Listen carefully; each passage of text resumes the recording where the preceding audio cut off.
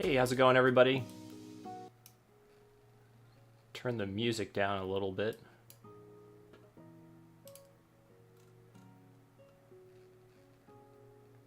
Hey, can y'all hear me okay?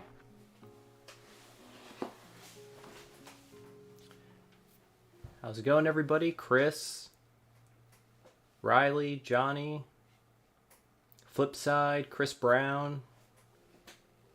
All right, Ryan Takahashi. All right, cool. So it sounds good. Oh, hey, and we got Makho. Hey, what's going on, Makho? If I have any questions, I'll be asking you.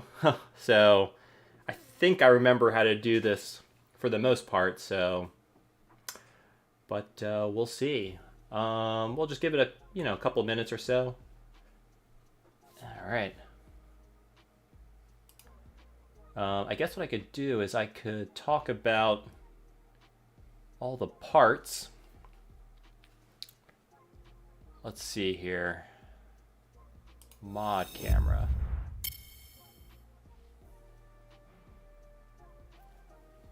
Let's make that a little bit bigger. Oops, smaller. So I got all the parts here. But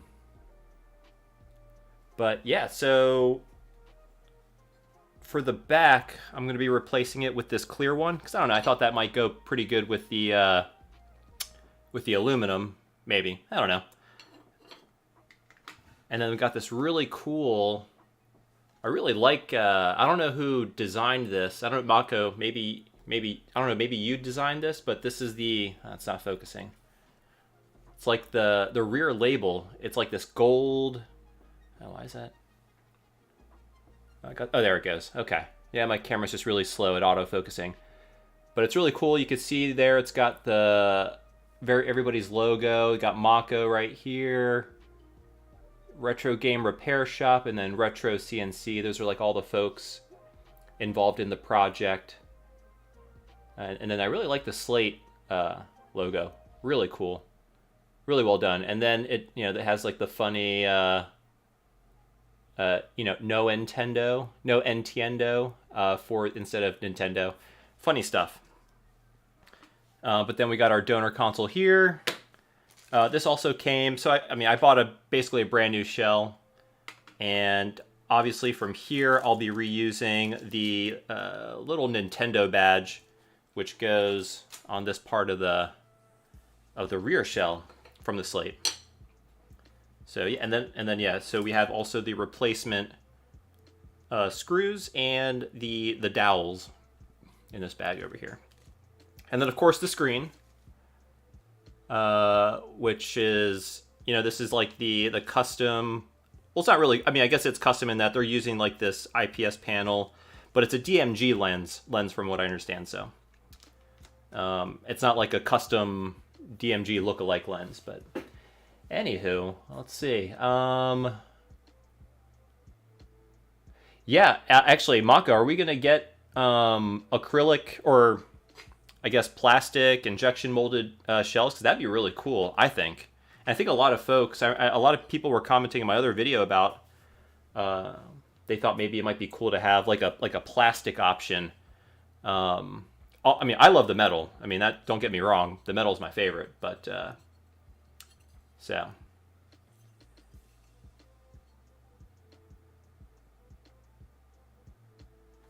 anyway, okay. So yeah, so it looks like we got a lot of people here already. So I guess we can get started. So I don't know if for the folks that just came in. Oh, so Makho says there are no plans for plastic injection molded the SLATE at this time. Okay, cool, man. Maybe down the road, but as is, I really love this a lot. Actually, let me go get the brass one. Hold on a second.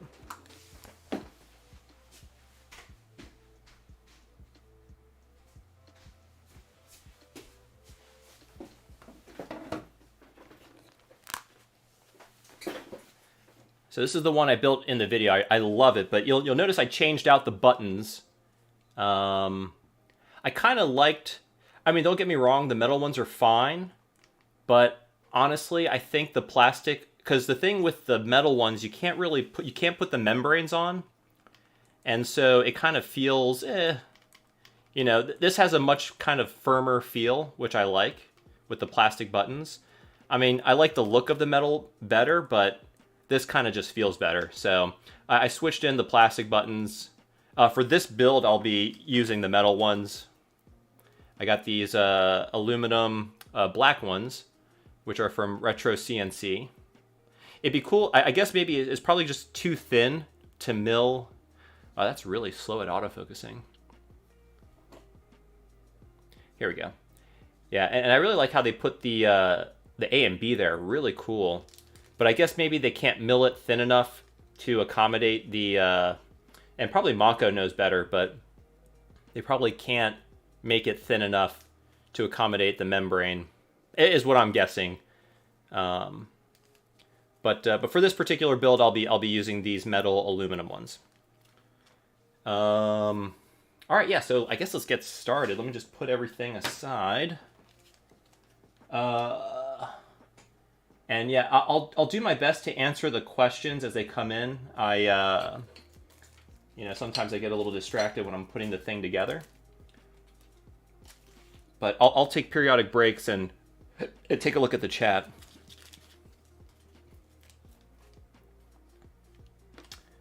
All right, so yeah, the first thing we got to do is get a motherboard. And we're just gonna get it right here from our donated console. Yeah, Retro CNC, that's right. Yeah, so, hey, and we also got Retro CNC in the chat. That's right. It's definitely much clickier without the membranes, that's for sure. All right, so I'm going to get my JIS bit here to get the battery bay open. I'm going to be reusing this battery.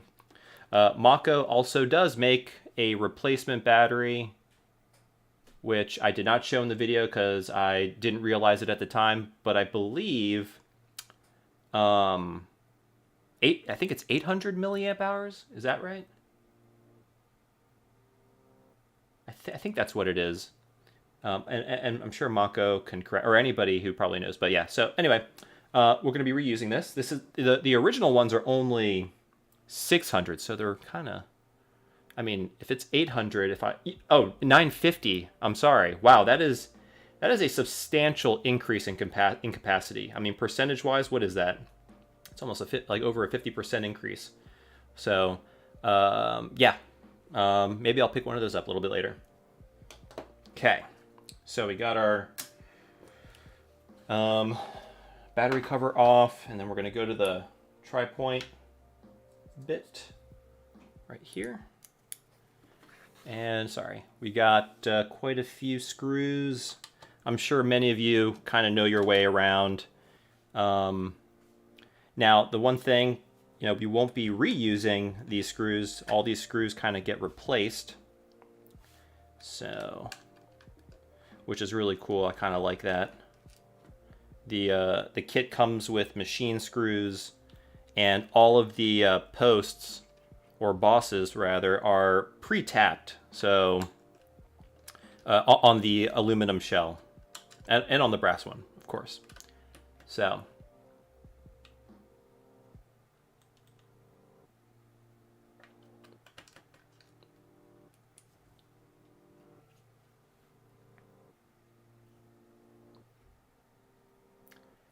yeah, so I guess, yeah, best to just kind of get rid of these screws, and otherwise they'll get lost in your carpet.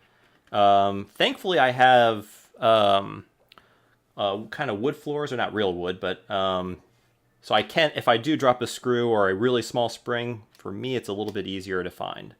Okay, so this is the hey, D. Grooney. I hope I'm pronouncing that correctly. Thanks for the subscribing. Put that away. All right, so this is the rear shell. We won't be reusing anything on this, so we can just set that aside.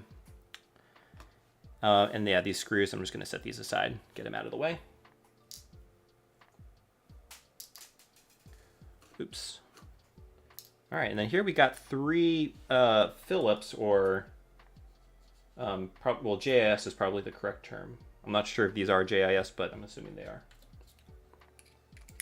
Okay, yeah, so we got 1, 2, and 3. Let's take those out.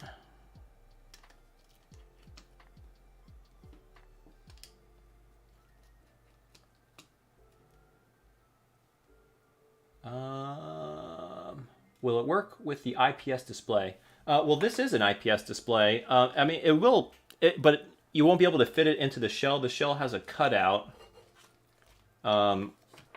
It's a DMG lens cut. You see, it's got this little swoosh right here. I don't know how you. It's very, circular, I guess, but yeah. So that's like the DMG. So basically, only these. You can make your own, apparently. But yeah, these. This shell only works with this kit. But I believe bluish. Oh, and Mako saying the SLATE screws aren't, but recommend using a JIS. Oh, okay. Well, that's good. I'll be using the JIS bit when I use the screws that came with the kit. But yeah, rounded. That's the word. Yeah, it's much more rounded here. Thank you. Because it's styled after the DMG. Anyway, sorry. Let's get this motherboard out. All right, so one more screw. Got all 3. Okay. And typically what I like to do is I have a spudger with a kind of a fine point on one end. So I just kind of lift this up. Let's see if I can show this. Maybe I can zoom in a little bit more. There we go. That's about as far as I can go. But I just kind of tilt it a little bit out. And you can kind of lift the bales. If I can see them, I don't want to get my head in the way. But I lift one there. And then you come in from the other side. And you lift the other. Come on. There we go. So now that ribbon is free and your motherboard is free. So the only things we will be reusing, Zolt Kelly, thank you for subscribing. So I'm gonna go ahead, I'm gonna take these membranes off because we're not gonna need these. All right. So we'll need that. We'll also need the speaker. So I'm gonna take that out. Got the speaker. And that's it. We can just set this entire thing aside. We need nothing else, I believe, from this.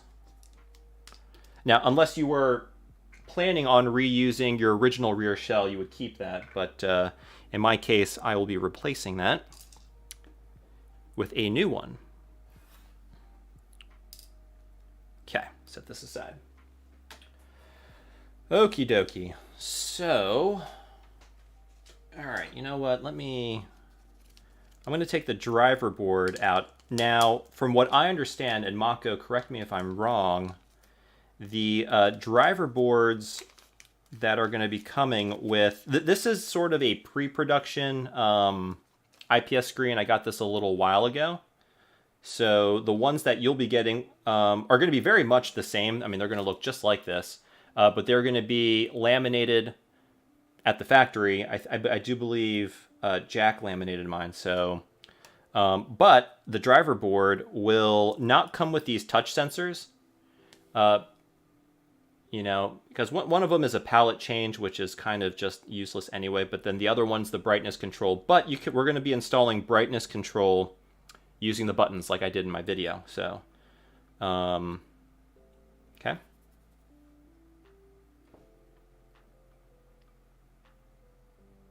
Oh, and you know what? Something else, and oh, I forgot. Hey, oh, so yeah, Makho, the speaker cloth. I don't think there's one in here. I may have opened this one already, and maybe you know, there's no speaker cloth, unfortunately.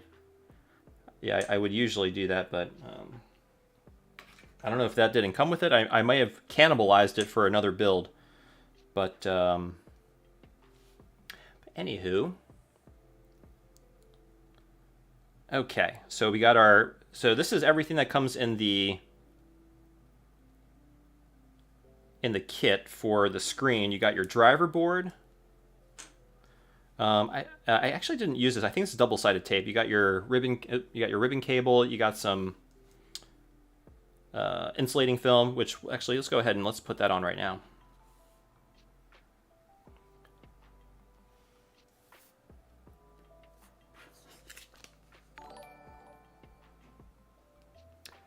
Oh, hey, Phenonymous. Thank you so much for the super chat.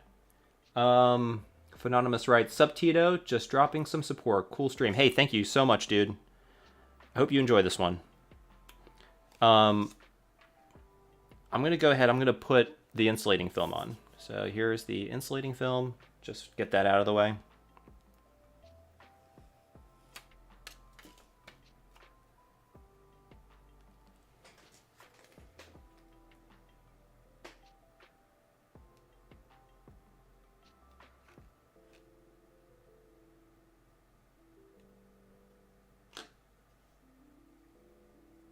There we go.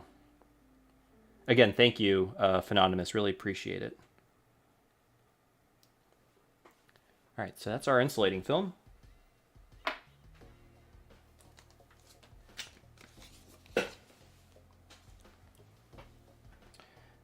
And actually, well, you know what? So let me turn my soldering iron on. The one thing, so I'm going to go ahead. I'm going to desolder these sensors here. And actually, another thing that this board will not be coming with, I believe, and Makho, correct, it's this chip right here, because this is responsible for remembering or storing the color palettes. Where is it? It's this one, right, Makho? Actually, I'm going to go ahead. I'm going to remove that too.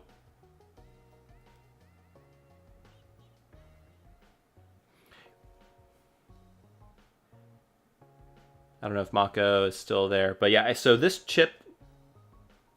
Oh, they're still okay. So they're still working on it. So I'm gonna go ahead and I'm gonna remove this. Because I did remove it for the other for my video, because I was told that either they were gonna change it. It was either at a minimum not gonna be there, or they were gonna change it, because this is pretty much, and again, Makho, correct me if I'm wrong. This is responsible for this chip right here next to the ribbon connector, is responsible for the palette colors. And since with the Game Boy Advance, really changing the palettes isn't really much of a concern, I guess, unless you're playing original Game Boy games and you want to change the palettes. I think it's unneeded. I rarely use it, so I was kind of fine with removing it. Yeah, so I'm just gonna remove it. So, and last time I just cut it off. So, but I guess you got to be careful. But let me go ahead and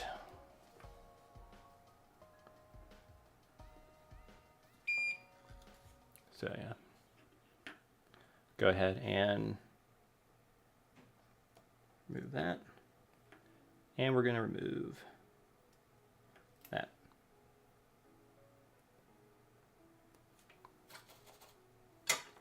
All right, so I just removed the touch sensors because they are unneeded, because I'm not worried about the palette control, and all I'm worried about is color brightness control, which we'll be using the buttons for that. So I'm going to go ahead and remove that.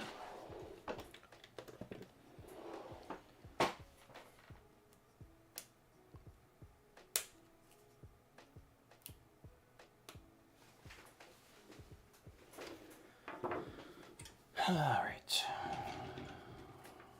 just going to clean up the...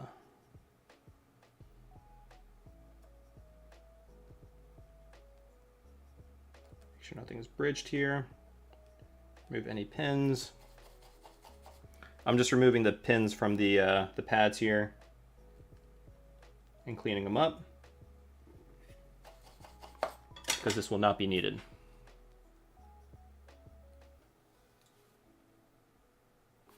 Just let me clean that up a little bit.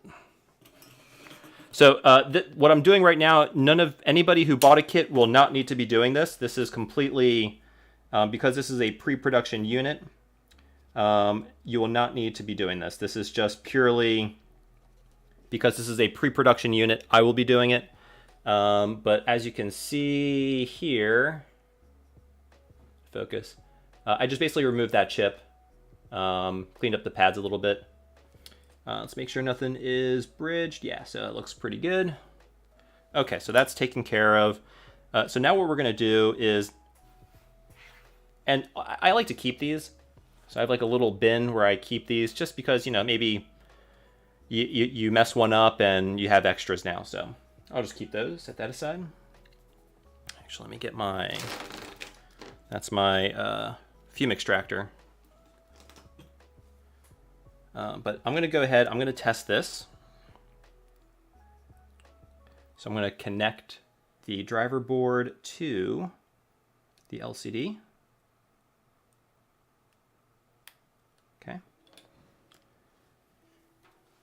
Okay, connect the ribbon cable.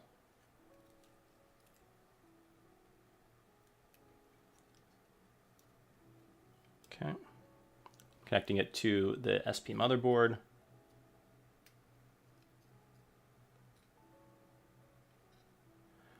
Lock the bails, and then go ahead and connect that to the driver board. All right, Julia Jara, thank you for subscribing. Okay, and the way I'm going to test this is kind of like how I did it in the video. I'm just going to go ahead and put the rear shell on.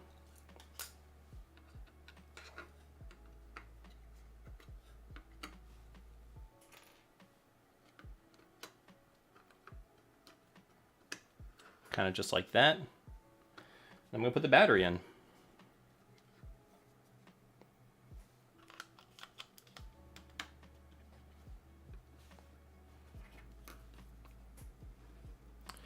And we'll just go boop. Hey, look at that, it works. I've had pretty good luck. I've never really had, but I'm sure it does happen. You know, you might get a bad one for whatever reason. But yeah, let me go ahead and take the battery out.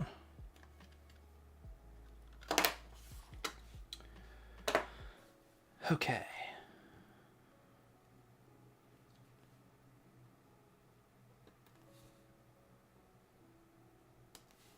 That is really tight.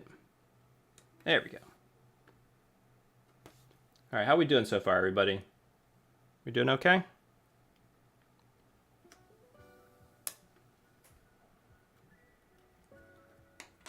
Anybody have any questions so far? So we just tested the screen, make sure it's all gravy.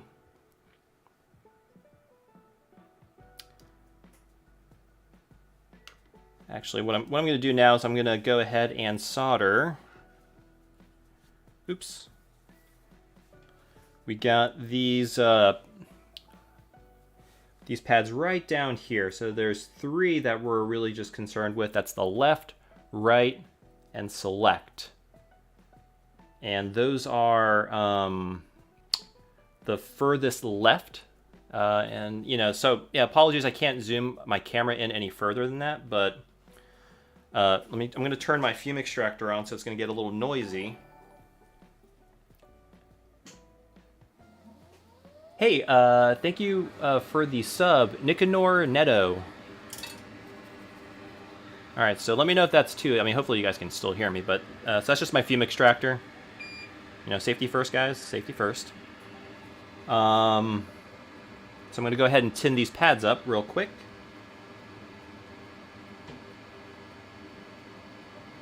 One. Okay. So we just tinned them up real good. And the kit comes with these 3 wires, and typically I find that they cut the, or rather they strip the wires. They give you a little bit too much, so I'm just going to go ahead and I'm going to nick them down just a little bit. So, okay. Got my flush cutters right here. Just going to make those a little bit shorter. There we go. I mean, you probably won't be able to see that. But, yeah, so, cool. And if you want, you know, you can, you know, tin these up as well. But these are Kynar, and I usually don't have issues. But, you know, if you really wanted to, you know, just put a little bit of solder.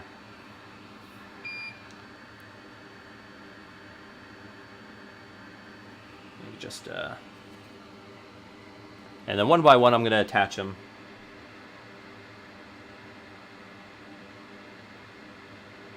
All right, so that's one.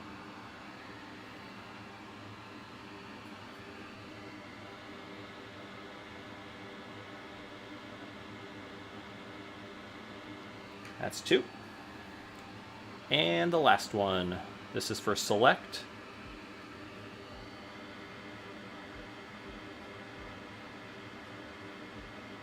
There we go. All right, so we got our 3 wires on there.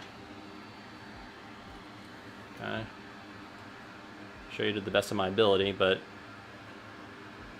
there we go. Okay. Now let's go ahead and let's go ahead and solder them to. Oh, you know what? Okay, I remember what I used this for, because I already see a few. I think this might have been one of the thick boy boards I used, and I just, you know, one of the older ones, and I think I just reclaimed. Yeah, I think that's what it is. Because yeah, I already see some of these are tinned, some of these vias and test points are tinned already. So okay. So now I'm gonna tin. Oh, you know, ooh. Oh, actually, okay, so I might not be able to use this board, guys. It looks like TP2, which is what I need for select. Oh, that looks like it's gone. Huh. So TP2 is gone. Hold on a second. I have another board. Let me get another board.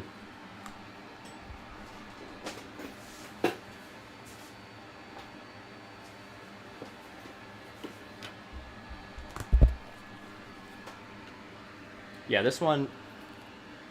Yeah, this one is does not have anything on it. So this is a. Oh no, this one was IPS modded, or was. And, well, you can't really see it, but I believe that's the.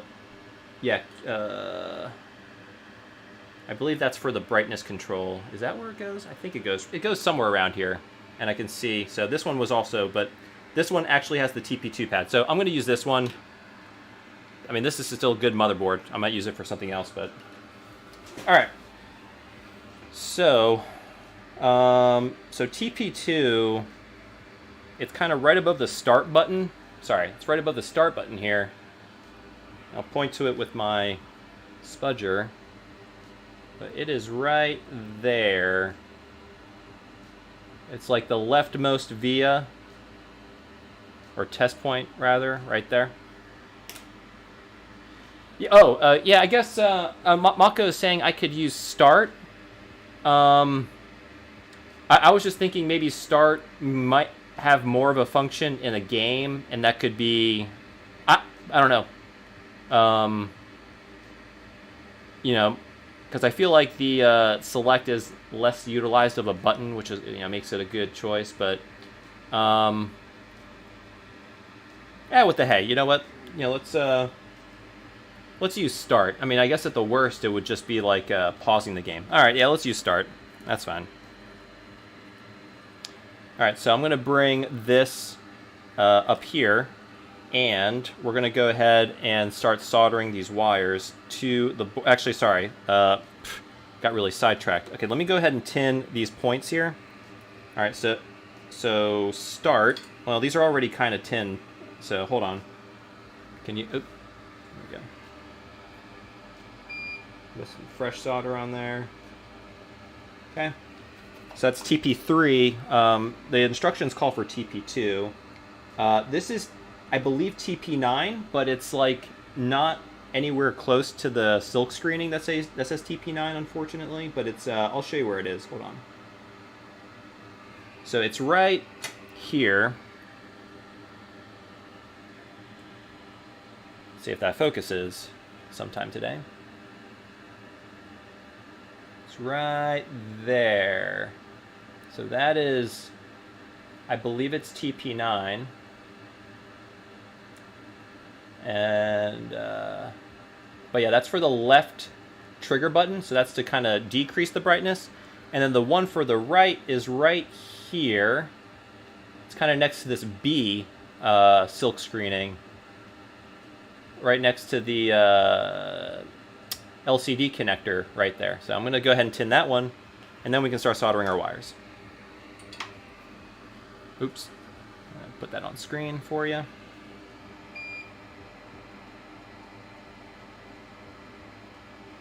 Okay. All right. Now let's make the connection. So I'm going to start with... You want to be careful.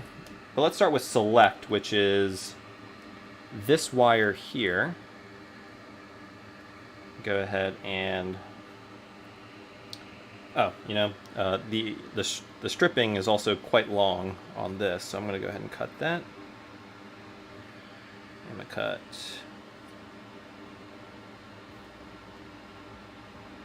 that, and I'm going to cut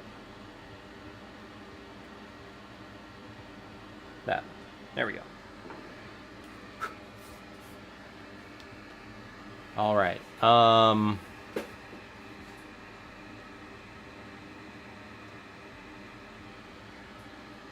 Here we go. Select. We're actually going to connect that to start. So this is my select wire here. Okay. Grab. Oops. Move this over a little bit so y'all can see that.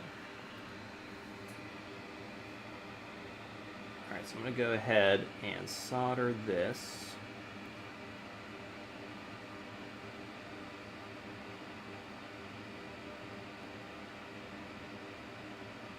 Okay. All right, so let me do a little bit better there. It's kind of hard to, trying to make sure my head doesn't get in the way.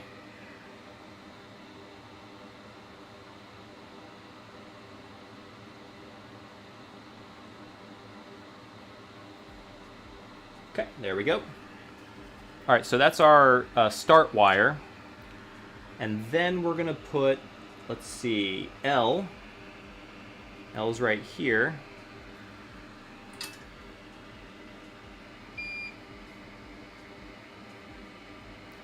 And it's gonna be a little bit challenging. We've got some excess wire here. But, okay, so L.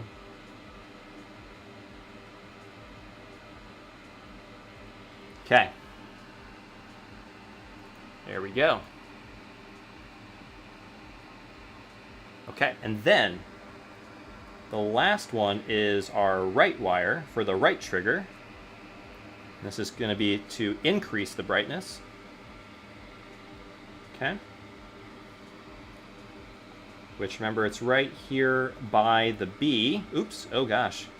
Almost melted my keyboard. Probably shouldn't have it quite so close, but hopefully you can see that. This wire is kind of in the way. It is right there by the connector.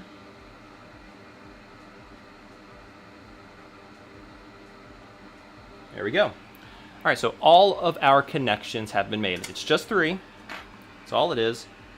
And now I think we're ready to put this into the shell. So well, let's go ahead and do that.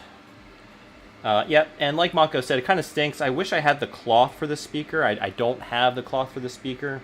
The speaker is pretty clean, though. Anywho, I'm going to go ahead and put that in there. It is a... Oh, that is a snug fit. I don't remember that in the brass one, but that is a snug fit. So also what I like to do is, just to make sure there's good contact, I like to kind of bend these springs up just a little bit. Just a little bit. They don't need a lot. There we go. All right, so I'm going to go ahead and put the metal buttons in.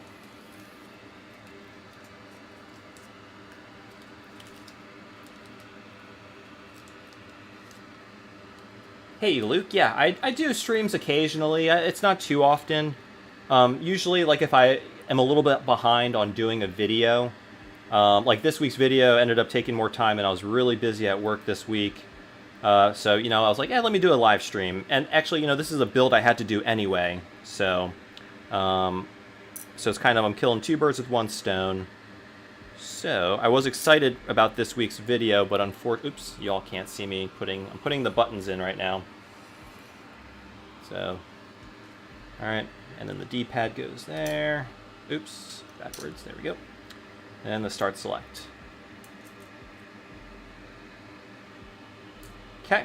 Oh, the other thing I really like about this kit, and and I hope they keep this. I mean, so they light diffuser for the charging LED and the power LED and low battery, all that stuff. It's already got a diffuser in there, which I really like. You know, this is something that so I don't know if you all know the Boxy Pixel kits, but most of them don't actually come with this. So. Or all of them, as a matter of fact. I remember for the Makro, what I did was I actually put some... I filled the hole with hot glue, and it actually works as a really good diffuser. But it's nice that this already has it included. I'm not sure what this is, if this is like a clear 3D print, or maybe probably Makho knows. Oh, Makho says be careful with the wire. Oh yeah. So that's the other thing. Okay, well I'll get to that. But okay, so we got the shell prepped pretty much. But Makho, the light pipe actually, mine came with it installed. Yeah, both of mine. So this one came with it, and so did the brass one, and I love that. And I hope they come pre-installed in the actual production version. It's 3D printed. Okay, I guess it's press fitted in there as well, probably. I mean, I didn't try to pop it out, but I'm assuming it's like maybe just press fitted in there.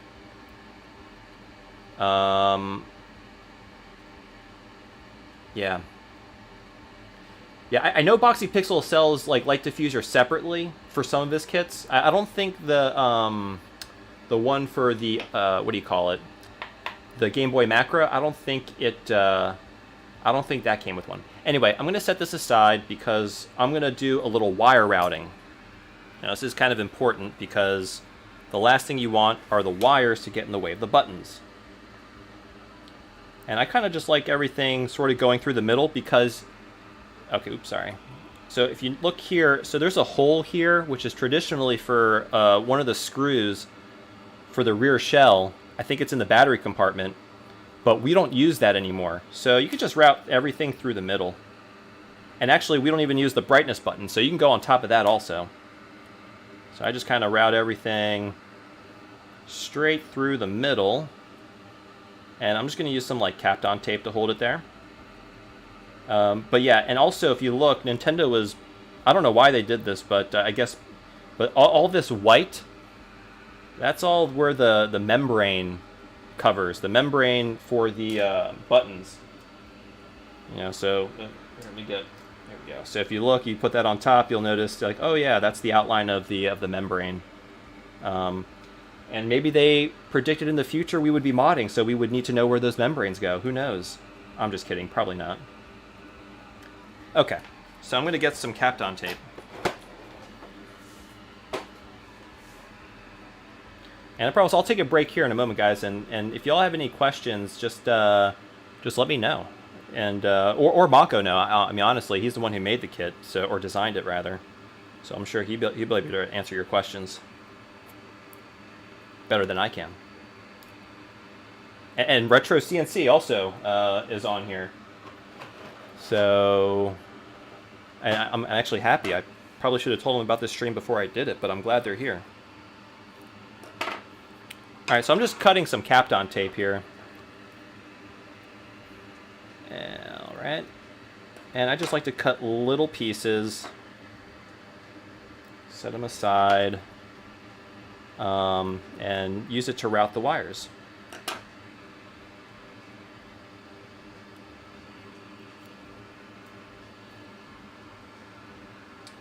Get my tweezers. But the first kind of trouble area is for the start. Well, we're using the start button now, but you don't want it. I mean, not that we're using the membranes because we're actually using the metal buttons, but just in case of the future, maybe somebody does want to use the plastic buttons. You want to make sure you route around that, and also you want to avoid the speaker contacts. So let's go ahead and just put a piece of tape right there. And that's just going to ensure that this thing doesn't move when we try to put it together. Okay? Alright, and for the right trigger, I'm going to go ahead and pull this a little bit also out of the way. Oops.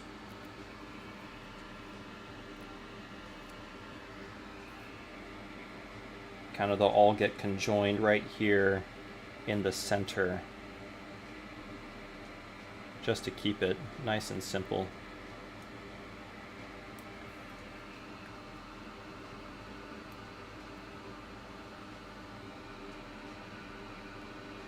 I'm going to keep it out of the way of this ribbon cable connector here.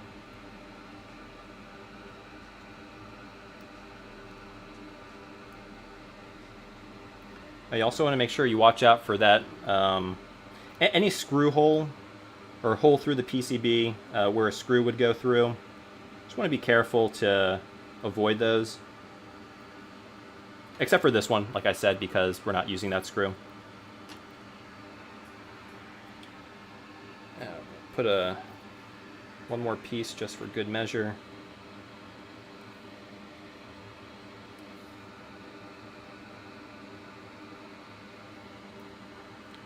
Alright, so I don't know if you all see this, but basically I've routed the wires kind of going through to the center, kind of like that. And you know what? I think what I might do is, okay, so this is kind of, I'm going to zoom out a little bit. It's going to be a little bit tricky. But I can turn, we're not soldering anymore. We're done soldering, so I'm going to turn my fume extractor off. But basically, we're going to kind of fish everything through the screen.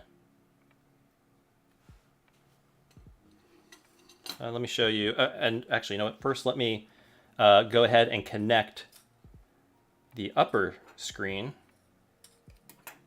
Or sorry, upper screen. What am I talking about?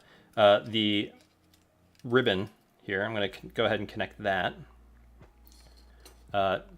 already while we're here. Okay, I'm going to lock the bales. So it is a bit of a juggling act, but, you know, it wouldn't be a real mod if it wasn't. Okay, so what I'm going to do is I'm going to kind of flip everything upside down. And you know what? I just figured something out. I figured out what this tape is for. I think it's to put it right there so it holds the PCB down. Is that what that's for, Makho? Oh, Makho is saying, no, wait. Just put the screen through it. Yeah, that's probably the easier idea. But let me go ahead and do this before. Actually, I can do that later. So I'm going to fold this over. Yeah, so I had the bright idea of putting the motherboard and everything through here. No. Come in from the top and just feed the screen through. Much simpler. Okay, you see how I'm doing that? There we go. I think I would have eventually figured that out. Maybe. I'm going to be very careful here. So, sort of a juggling act. But we are there we go. Okay. So that's already kind of in. That's good. And what I'm going to do is I'm going to go ahead and secure, just very lightly secure this down. Oh, uh-oh. And I already see my first problem here, guys. Actually, I can probably just go like this. I put tape over a screw hole. Exactly what I told you not to do. So let's go ahead and let's fix that real quick.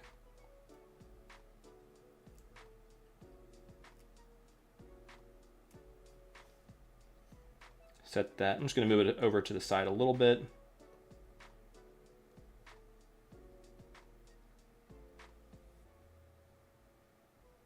There we go. Okay. And I'd like to kind of put the tape down a little bit. There we go. There we go. So now we got that hole nice and exposed.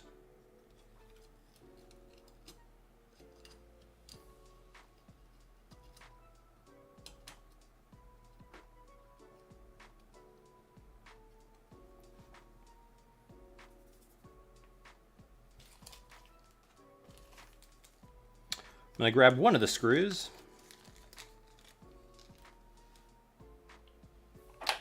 And just hold it down. I like to go counterclockwise first until I feel the... There we go. Huh, that was interesting. I actually kind of felt like these screws were a little bit too thick, but that's weird. Okay. Okay, so now that's kind of in place and being held in, I'm going to kind of flip this over, and I got to peel the release paper for the screen here. So I'm going to go ahead and do that. You're not really going to be able to see me do it, but I'm peeling it right here. Okay, so that's one peeled.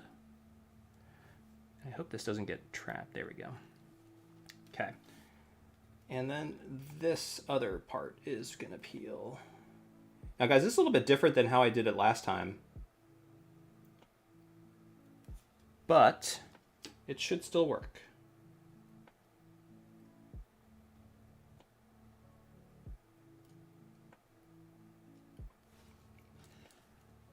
This release paper is giving me a little bit of trouble.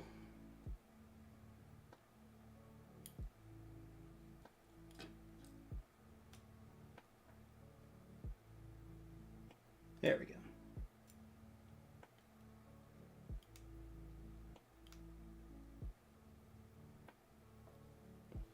Okay, so there's basically just two pieces of adhesive on two sides.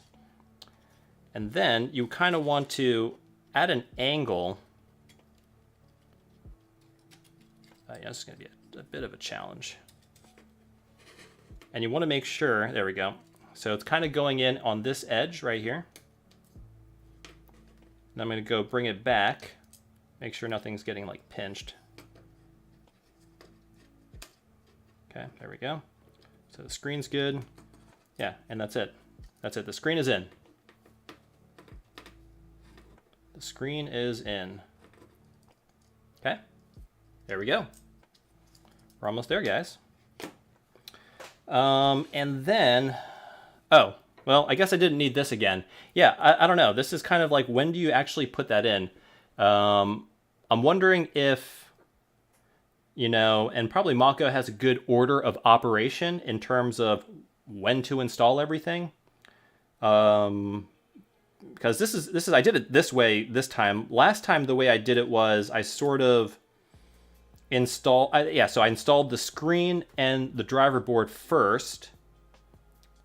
I then soldered all the wires to the motherboard, and then I put the motherboard on, and then I soldered the wires to the driver board. I think that's how I did it last time.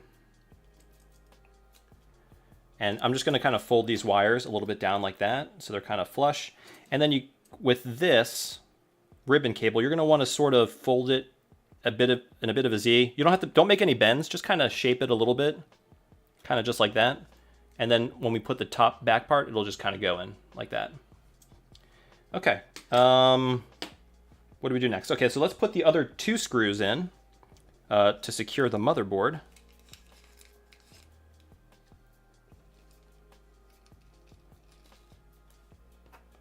Okay.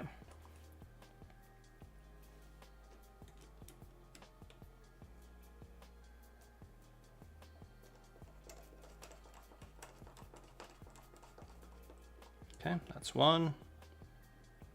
For a second, I thought I forgot to put the buttons in. No, but we put them in.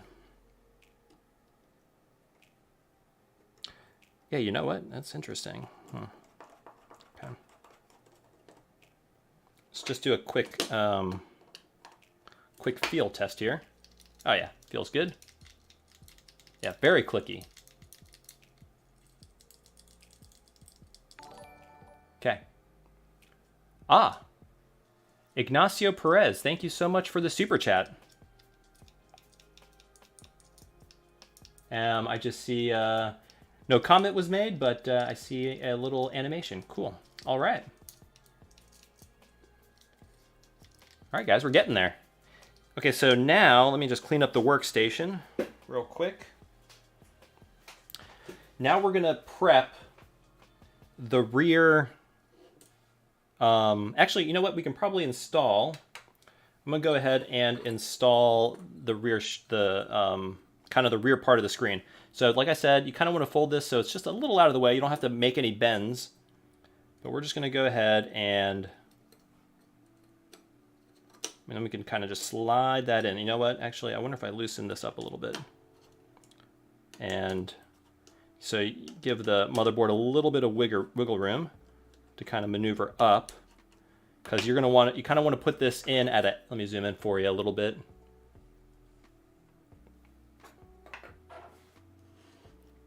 You kind of want to come in at an angle and below the ports, be cognizant of the ribbon cable, and then it just slides in just like that. Okay, so and then we're going to secure it down with these 2 cables here. Or sorry, these 2 screws.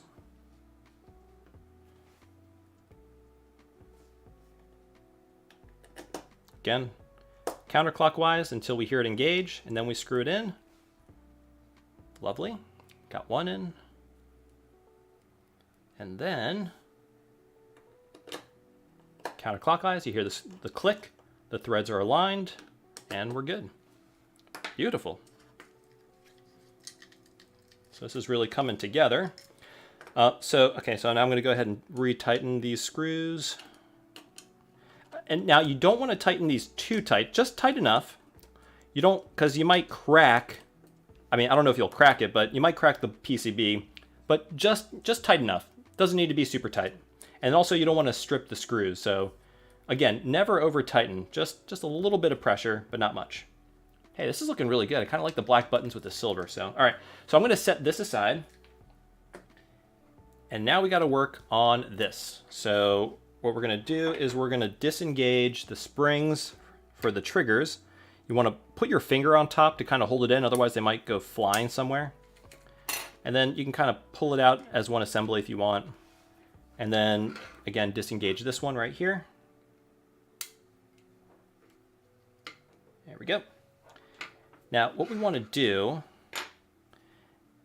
and yeah, it's the only thing I know a few of you were complaining, but we basically got to glue these new pegs here because there's really nothing to hold them in, kind of like a regular SP shell.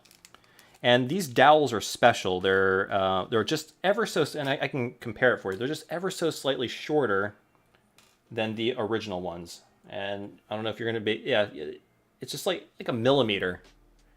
So on the top one is the original, and the bottom one is the one we're going to replace it with.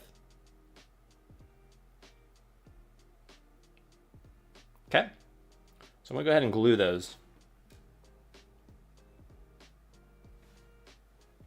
All right, make sure I grab the right one. Okay, yeah. So guys, all it takes, and I'll show you exactly what I'm using. I'm using just this super glue, or sorry, crazy glue. I'm using crazy glue. I got some crazy glue here. Crazy with a K. Anyway, you can see that.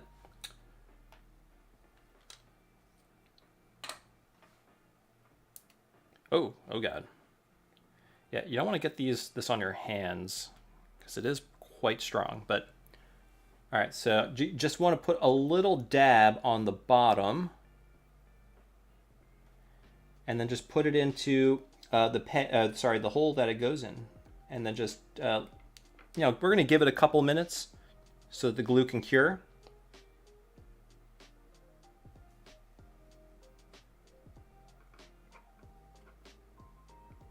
Okay, make sure they're in there, and then immediately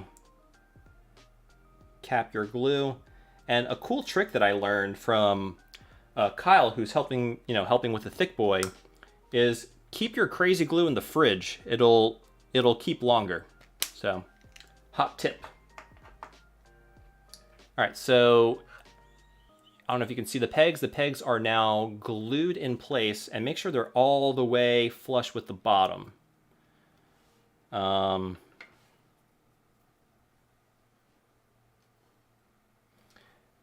and yeah, I'm going to put these on in just a moment, but we're going to put these on. We don't need the dowel. But yeah, let me see if I can answer y'all's questions. But yeah, we're almost there. It's actually a pretty simple build. It's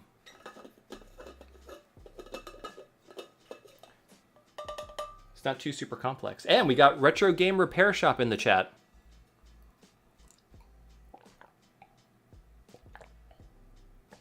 Oh. So Retro Game Repair Shop says he didn't glue his. Okay. Maybe you don't need to glue them. I guess maybe I'm just being extra cautious. Or maybe I saw it in Mako's video. Maybe Mako glued it.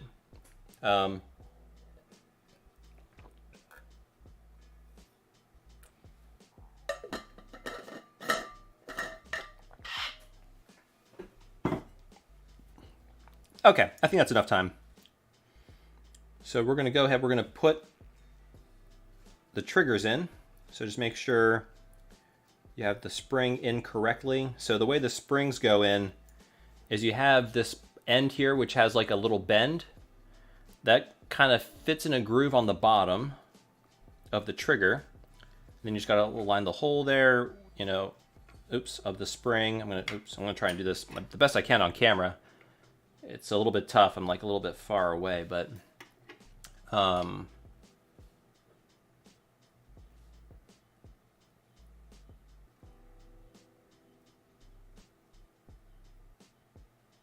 okay, there we go. Put that in. Oops. All right, there we go. Okay, so now that's in. And then again, what I like to do is like to put my finger right on top and just, you know, carefully reseat the spring into that little peg. Okay, so we got that one in there. Perfect. Okay, so it's in there. We're going to do the same thing with this side.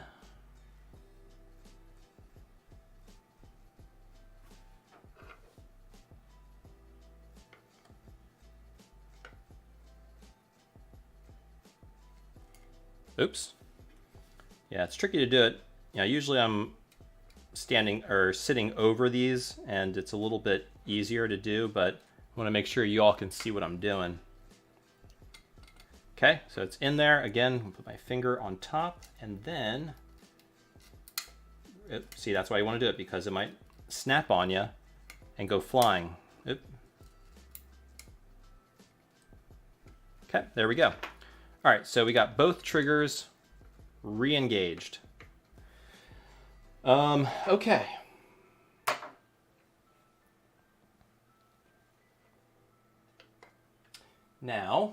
Now we just install it, guys.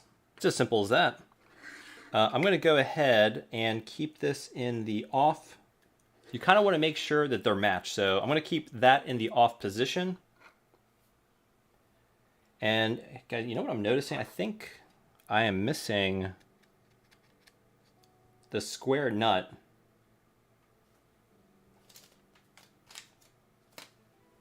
Uh-oh. Oh, you know what? I'm just going to reuse the one that came with the... I wonder if they're the same thread. Hold on, guys. Let me see if I can find... There's a little nut that goes in there to keep the battery door. Hold on a second, guys.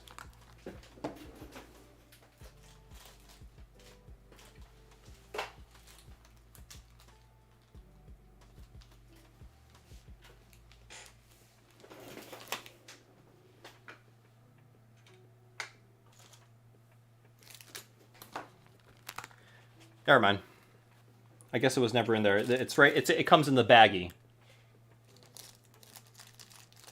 Actually, so while I'm here, I'm going to take the badge,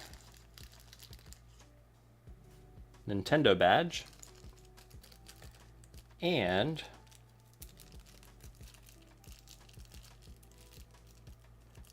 the little metal securing nut for the battery door. So I apologize, I'm doing this all off camera.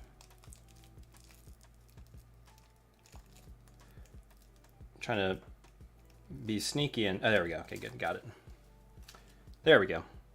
All right, so that just goes right in there.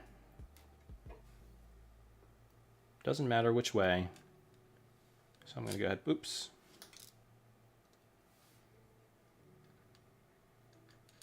Ugh.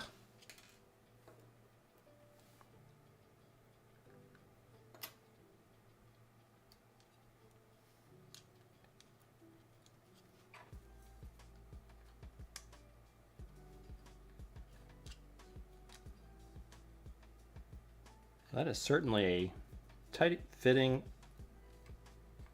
nut. All right, please, excuse me while I try to put this in here. It's really challenging. You got to just get it perfectly aligned and then press it in. Otherwise, it won't go in.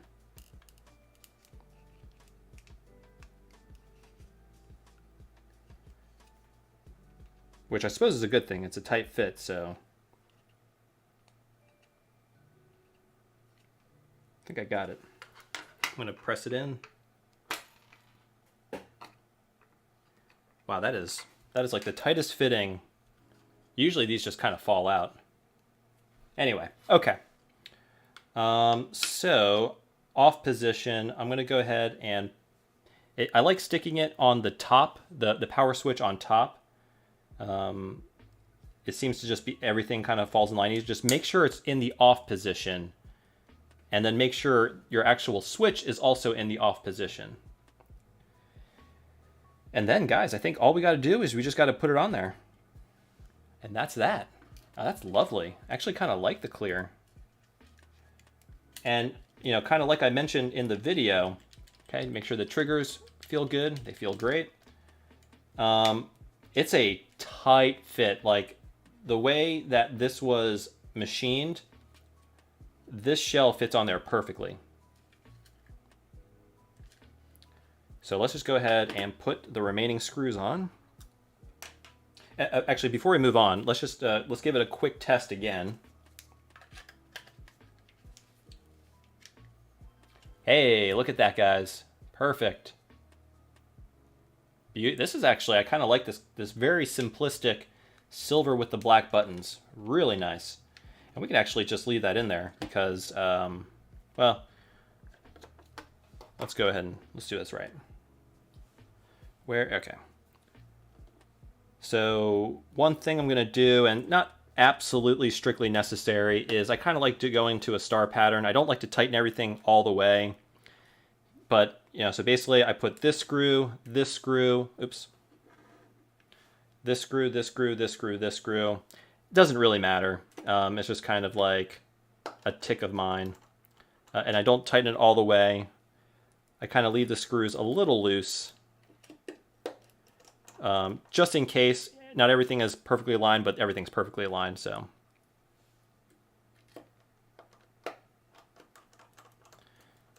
Okay, and now that the 4 main ones are in, I kind of go around and I tighten each one. Again, do not over tighten. And then we got one more screw here, and for this one, what I like to do, because I know, actually it's doing it. It kind of bows a little bit. So you don't want to tighten this one all the way down. Hey, Timothy, thank you so much for the super chat. Timothy says, thanks for the edutainment. Hey, man, not a problem. You bet. Absolutely. My pleasure. Thank you. Thank you very much. Yeah, so, okay, here. So I'm loosening these. So I don't know if y'all can see this, but it's, I mean, it's not a big problem at all, but let me unscrew this. But as you can see right now, this is pretty flush. So I like to make it as flush as possible. I like to hold it here, and then I'll tighten this screw in place. And then, yeah, did you hear that click? It clicked into place. And that clicked into place as well. There we go. So now we're good. Now we're flush. The tolerances are so tight, it just all clicks into place.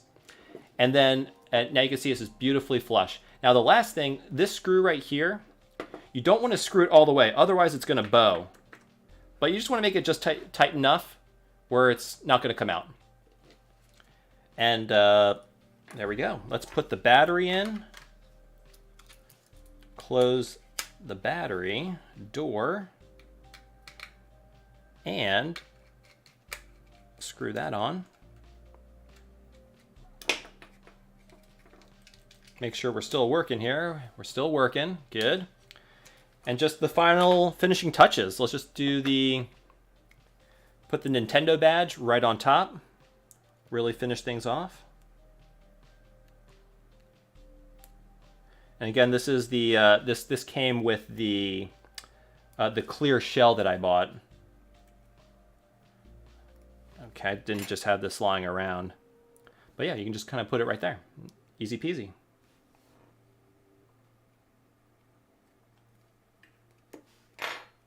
Look at that. See if we can get there we go, get the light to reflect it. There we go, Nintendo, Shazam. And of course, the last final touch. All right. Hey, how's it going, Ace Bunny? All right, and apologize if oh, hey, Raw Talent Art is also here. Apologize if I don't say, I'd like to say hey to everybody, but yeah, sometimes I miss stuff. But anyway, so, okay, I'm going to put, I love this really cool sticker. Love it. Put that on the back. Hopefully the gold doesn't clash with the silver. I don't think it will. I think it'll look pretty good. So what I like to do is I like to use my tweezers for this because it doesn't have much surface area, my needle nose tweezers, and I can just easily pull it out. But I basically align it best as I can.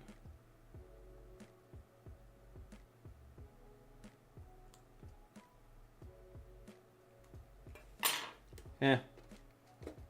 Could have done a better job, but hey, look at that.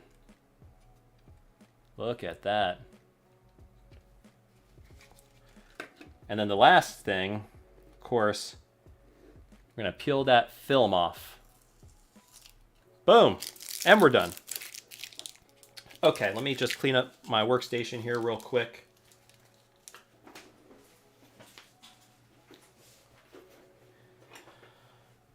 Okay. Keep that. We'll keep that. Keep all that. We'll do some testing, make sure everything works as it should. All right, that's good enough. Okay. Yeah, so hey, we got, let me actually turn my soldering iron off. Okay. What game do we have here? We got, of course, Zero Mission, my favorite game. Wow, guys, what? Oh, my light turned off. Hold on a second. Oop. Turn my light on. I have these wireless lights. Hey, Retrovise, thank you so much. Thank you so much for the super chat. Retrovise says slate with a heart emoji, and I agree with that. I also like the slate. Let's hold on a second. Let me turn that light on. I don't know why it turned off. That was weird. Okay. All right, so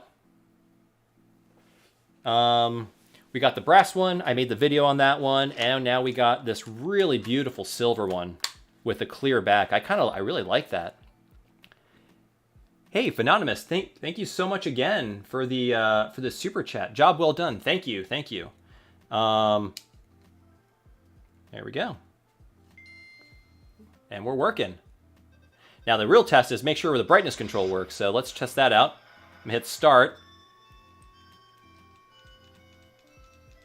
Uh-oh. Okay, hey, brightness control's not working. Okay, we're gonna have to debug this.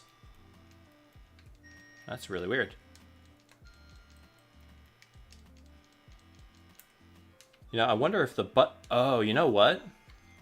Well, let me test something real quick. Let me make sure the triggers are working on this motherboard. This might not be a good motherboard.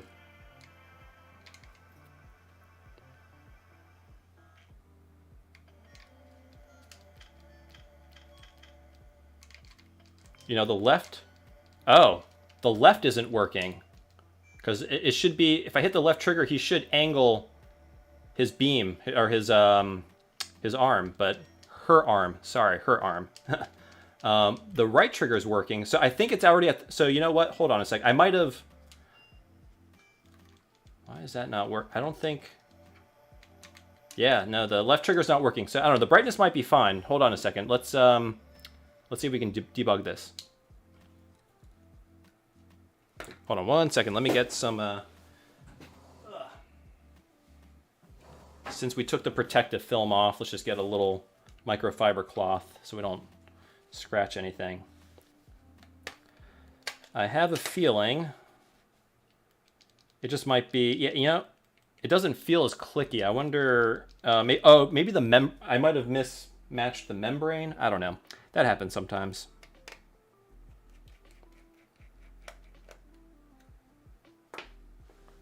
Do you start... Oh, Makho saying, do your start or shoulder... Yeah, oh yeah, so yeah, Makho, my left trigger was working, but the right trigger wasn't working. Hey, Martin. Martin Refseth, thank you so much for the super chat. Makho is so dreamy. Indeed he is. Indeed he is. Now, if I HDR, you're working on a pretty cool project, I think. I follow you on Twitter, and I think you're doing like an e-ink flash cart. Is that right? Maybe you can tell us a little bit about that in the chat. Not to put you on the spot. You don't have to tell us about it. I don't know. But yeah, HDR is working, I think, on that project. I'm pretty sure. And I couldn't agree more with Gabriel. Zero Mission is the best Metroid game. I would agree with that. It's at least it's my favorite, but it's the one I've also played the most. So, but I remember playing that one when I was in college on a micro. I had a micro at the time, which I sold, which I'm very upset about. I mean, I've since reacquired them, but yeah, that was kind of a bummer. Later realizing, I think I got a PSP when I sold it, which, you know, I still have that. That I still have. So, so I got all the screws out. So the tolerances are so tight, guys. This is like click fit in, and now I'm having a bit of a hard time. There we go. Here it comes. Okay. So let's take a look at that. It feels good. Here, let me try it again, but this time without putting the screws on. Again, make sure your buttons are properly aligned, your power, because you don't want to break the power switch. Absolutely do not want to break the power switch. That would make this project, that feels much better. I feel the click now.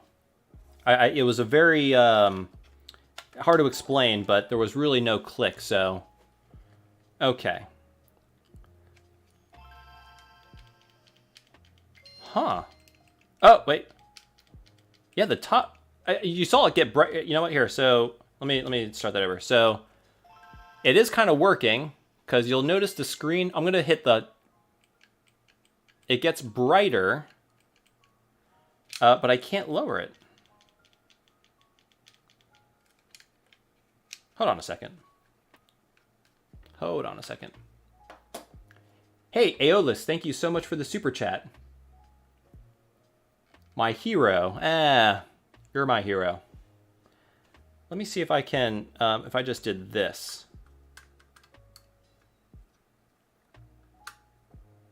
Turned it on. And then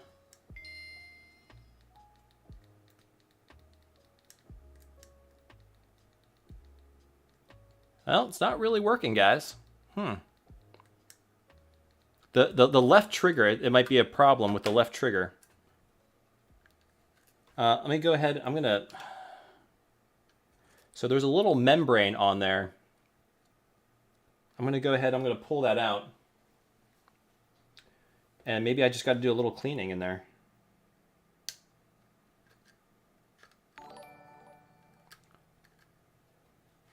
Gaib Shrugs, thank you so much for the super chat. Rip Joe Rogan.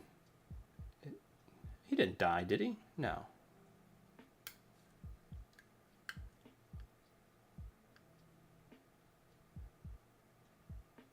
So what I'm doing, guys, I'm trying to pull the membrane out. But yeah, thank you, Gaib. Appreciate it.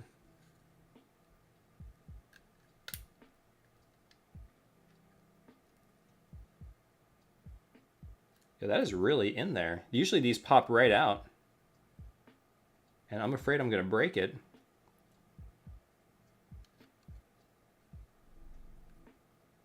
Let me see, does this one pop out? Let's see here. Well, guys, I thought this was going to be a simple one. Of course. Here we go. Okay. So I just popped that out. And let's see what it looks like in there. It doesn't look too dirty.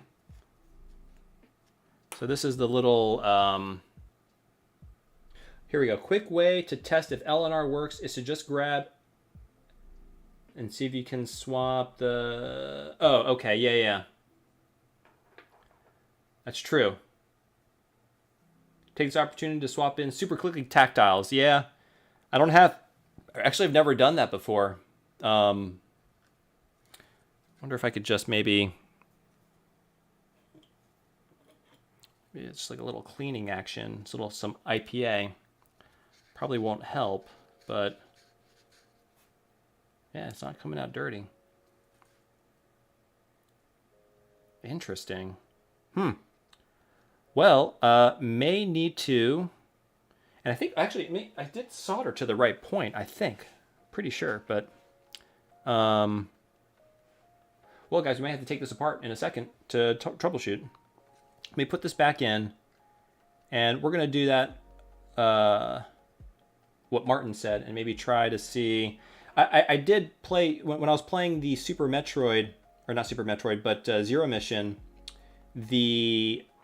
I was pressing the left trigger, and Samus was not changing the angle of the cannon, so I'm assuming the button is just busted. Oops. Which would be a real bummer.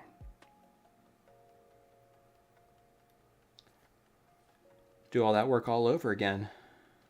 Not a big deal. Not a big deal.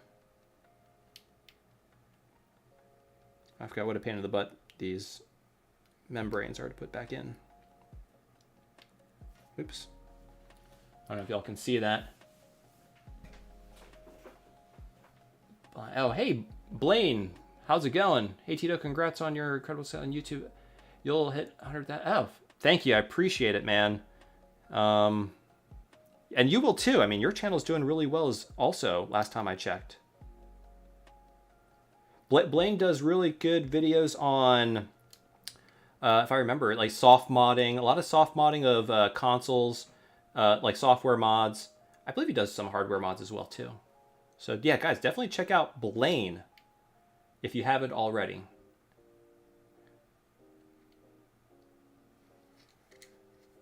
Whew, guys, this little membrane's kicking my butt.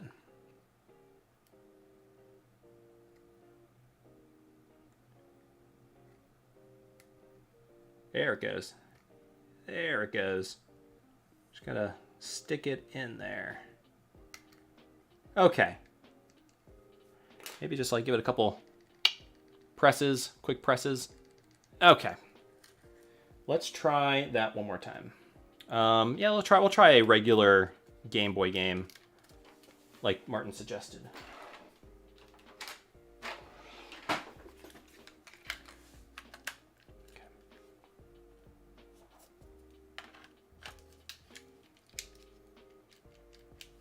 No, see? Triggers are... Oh, wait, hold on.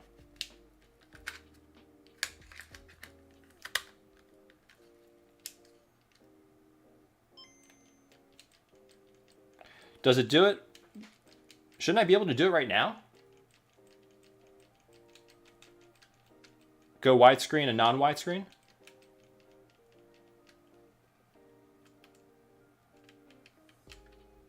Oh, actually, oh, well, I won't be able to... Yeah, it's not letting me do it. Well, we might have to change the motherboard, y'all. That's fine. We can do it.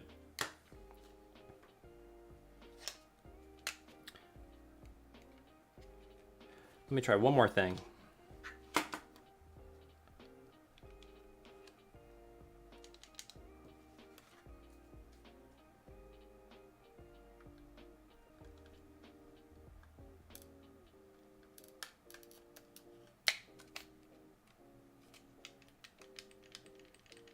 Man, the buttons feel good.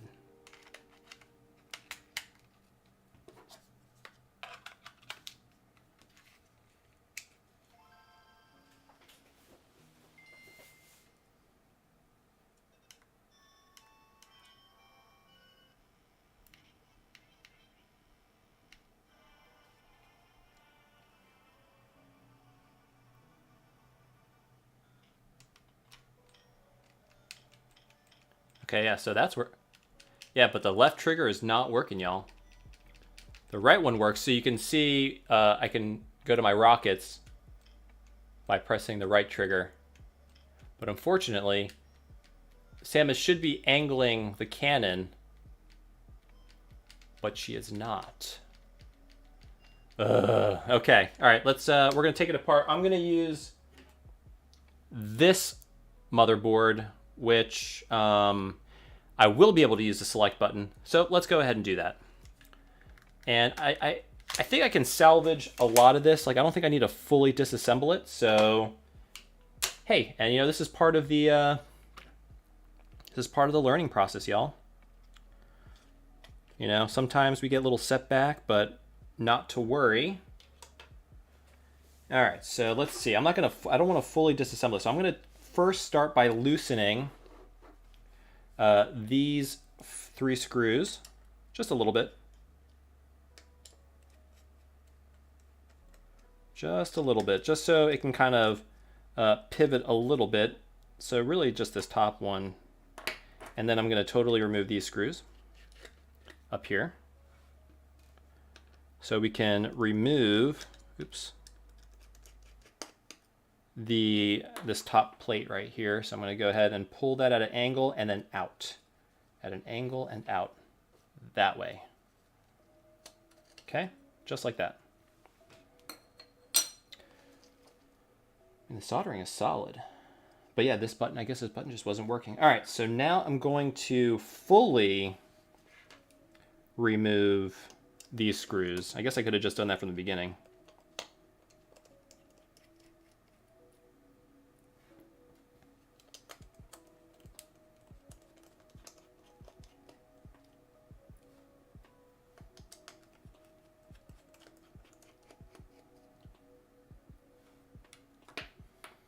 And what I'm going to do is I'm going to sort of like pivot the motherboard this way.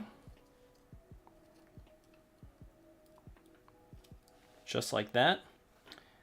And I'm going to very gently remove the ribbon cable.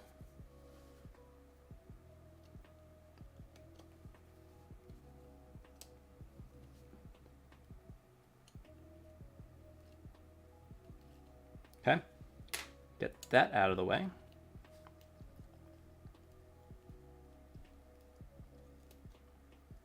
And I'm just going to desolder these.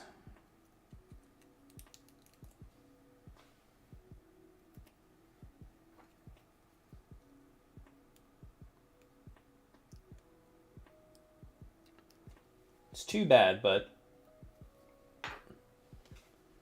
not a problem. Let me zoom in for y'all. There we go. Turn my iron on. Ugh. All right. All right, all right. Hey, does anybody here watch Stranger Things? I think I'm kind of excited for season 4. I don't know if anybody here likes Stranger Things. I love Stranger Things. All right, so I'm going to go ahead and I'm going to desolder the select button. Okay. The right trigger, which has really just let us down. And the left trigger. And just like that, the board is out. Okay, now let's just go ahead and pop this one right in. Oh, well, I guess I have to, I gotta tin up some of these pads. I'm gonna set this aside for a minute. And then I'm going to tin all the various pads. Let me get my fume extractor, turn that on. Okay. So now we can actually do TP2, which is select, which is kind of what we wanted to begin with, but the TP2 pad on the other motherboard was actually, it looked like it was almost burned off, but it was not there, so. Okay. So TP2, and then TP9, which is right here. I don't know if y'all can see. Oh, you know, it's kind of dark. Let me brighten that up for y'all just a little bit. There we go.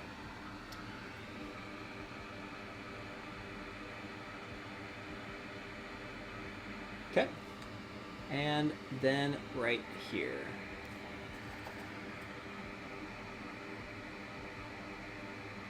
All right, so now everything is tinned and ready to be attached. Move this up a little bit. I'm just gonna kind of come in just like that. Just reattach everything. So let me see if I can do this so you can see what I'm doing. So I'm gonna do the select button first. Try not to block.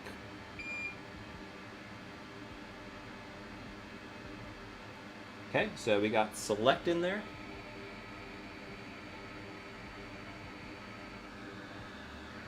And let me make sure, I might block the camera a little bit. I just want to make sure I'm putting left to left, right to right. All right, so this is the, yep, this is the left wire.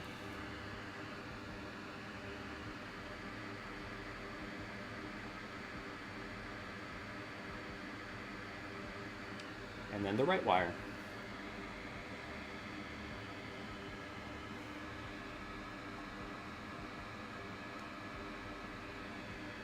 And really, guys, the start and select really shouldn't have made a difference. I just think the L trigger was kind of bunged up.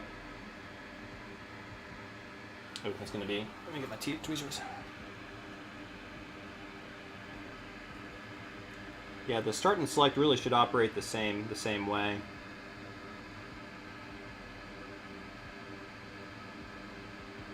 Okay. All right, so we are wired back up again.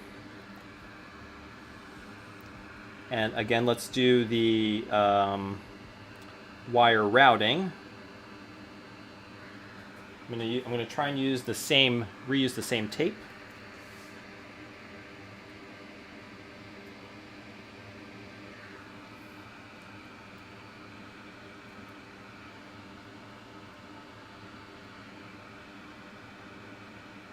Actually, this might be the way to sort of install it. Solder the wires to the driver board, attach the driver board to the LCD, attach the ribbon to the LCD, feed that through, and then just kind of solder the motherboard like this, and then you just kind of flip it into place. That might be the best way to do it, actually.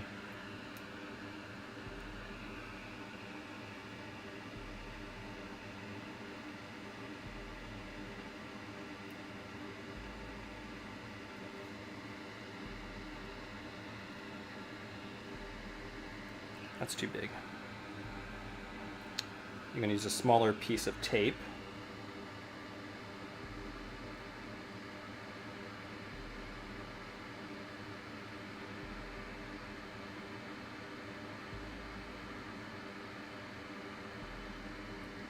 All I'm doing is wire management.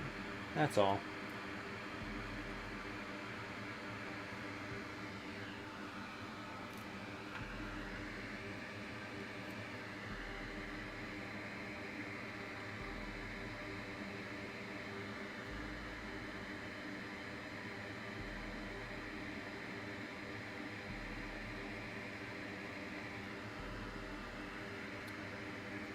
Ooh, sorry for the silence. I'm just trying to concentrate a little bit. Get this right. Okay. I think that's okay. Put a piece of extra tape right there, just to make sure everything stays secure. Okay, so, all right, sorry about that, but I basically routed the wires. I want to keep them, let me use plastic here. Just want to make sure everything sort of stays out of the way when we're kind of putting everything together. Avoid where the membranes would go. And I think that's fine. And then let's go ahead and connect the ribbon, like so.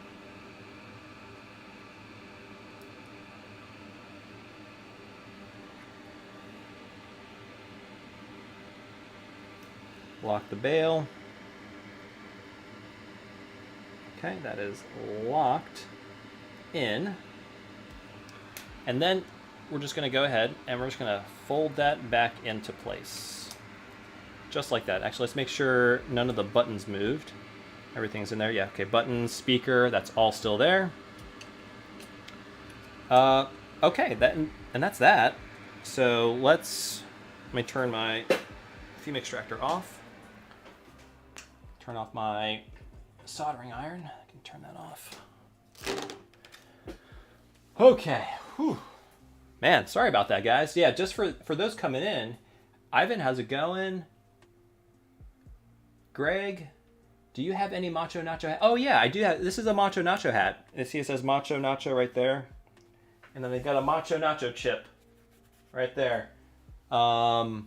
But yeah, if you're interested, it's I got a small store. I believe it's linked in the video. It should be.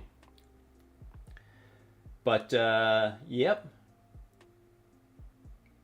All right, and Raw Talent repaired an SNES and also did some Mega Drive modding. Yeah, I'm supposed to do a video with Raw Talent. Yeah, that I'm excited for. Okay. So again, don't over tighten. No need to over tighten.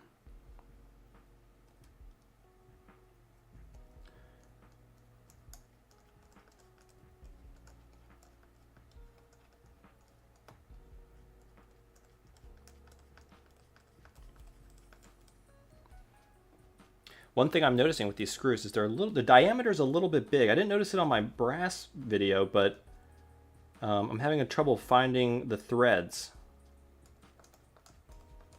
There we go. Great. Okay. And I tightened it. Again, let's not tighten it all the way, because what we're going to do is we're going to go ahead and we're going to put that top plate, aluminum plate on.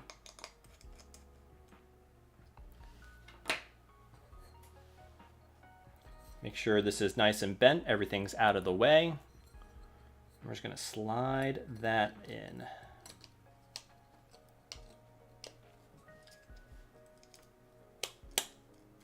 There it goes.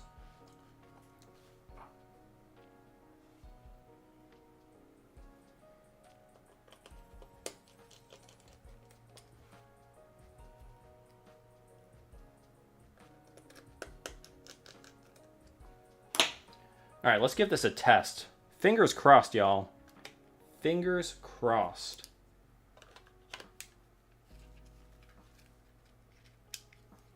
Well, that's a good sign. Let's see. Okay, so select. Hey, there we go. That's what we want. Now, I'm not sure if I heard the speaker.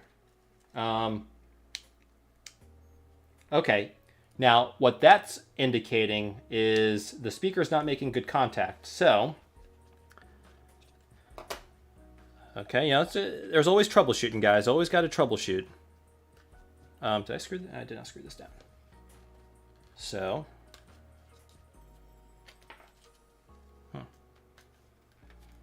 so yeah, the problem was a bad trigger on that motherboard. So I'm gonna have to take note of that.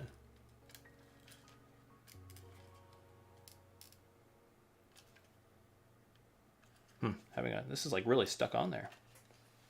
Go ahead and do this. There we go. Like I said, this is almost like a click fit rear shell. It's really incredible. The tolerance is very tight.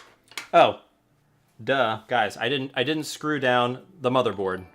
Okay, so it wasn't making good contact with the speaker. I loosened it to put this top plate on, and I didn't tighten it back up. So now I'm tightening it, and now it should be making contact with the speaker. Let's try that one more time.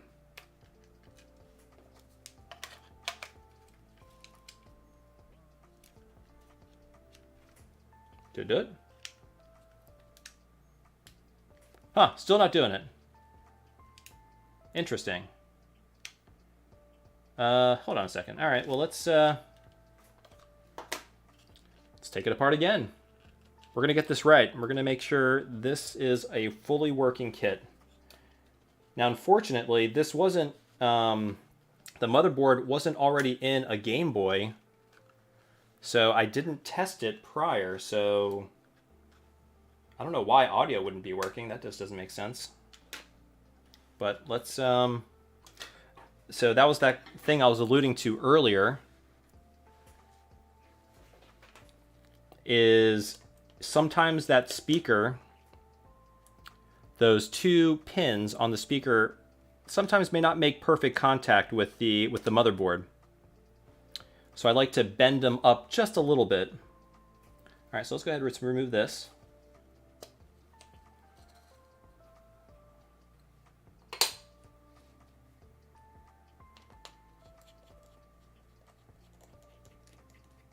And actually, it could be also that maybe the speaker's blocking one of the... No, because I taped it so it's out of the way.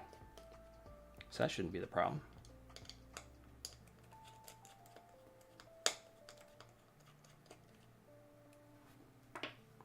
So let's take a look. Kind of just flip it over. Yeah, so... No, the contacts are right there. Let me just maybe clean the contacts. That never hurts. So these are the speaker contacts right here. Just go ahead and some IPA. Give them a good old clean.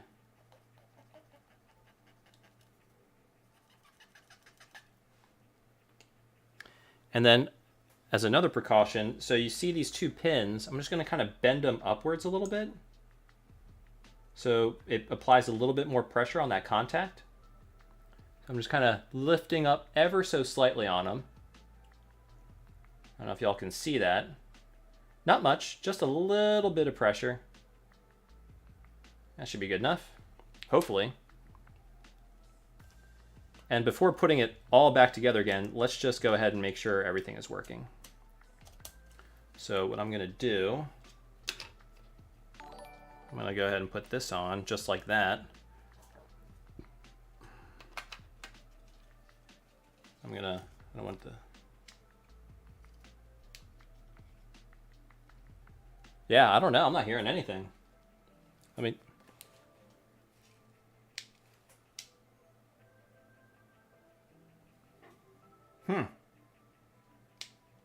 Interesting. Why is that not working? I don't know. Open a suggestion, guys. That's a sort of a first. Let's see.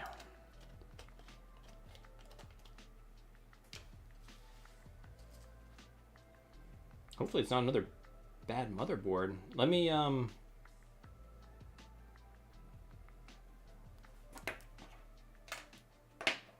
because I was working with this one, right? These contacts look good. Well, let's just take another look at it. Make sure it looks good. I mean, yeah, these are routed.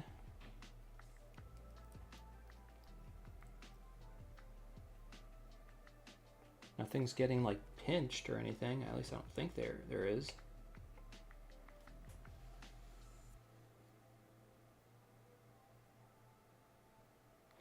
I will say this wire looks like maybe it got pinched against, maybe it got pinched against, it shouldn't, I mean, but that shouldn't do anything. Let me try something real quick. Okay. Kapton tape blocking the connection. No, it's missing it. It's just like right there. It's right on top. It's not touching the contact. Try different speed. Well, the speaker is working because it worked when I had this motherboard in, which is interesting. I never tested this motherboard. It was already out of a kit or of a case for Game Boy Advance. It was already extracted. Let me just try one more time. Let me bend these up. Maybe clean those contacts too. Make sure those are clean.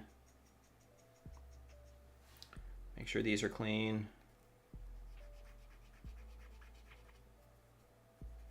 Maybe I'll use that eraser method. Do I have where did I put that eraser?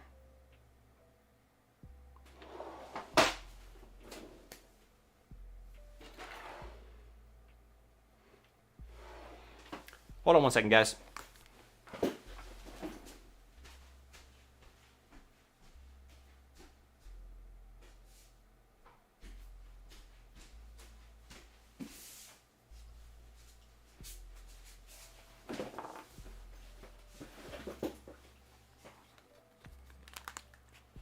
All right, so this is the eraser that came with the Game Boy Advance HDMI kit from Intech. So let's just give these contacts a good old eraser clean. Actually, it actually looked like it did something. Huh. Actually, yeah, that looked like it kind of cleaned up quite a bit. Let's give that a shot. And if this doesn't do it, well, it could be just another... I'll maybe test this motherboard in another kit just to make sure that... Or another... in an actual Game Boy Advance. Okay, everything's good. Again, make sure the power is off. And then it's also off here so you don't break the switch.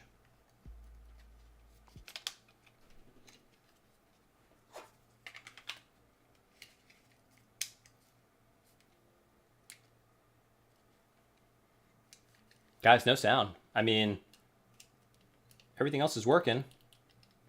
Got the brightness switch working. Now we don't have sound working though. If it's not one thing, it's another.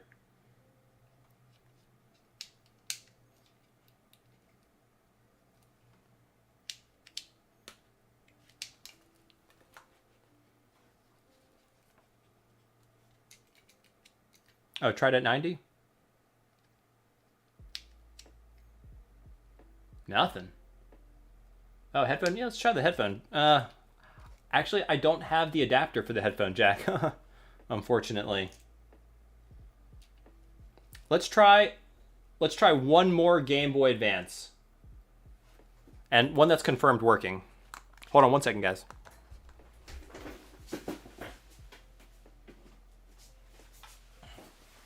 Okay. Got another game, or an SP here.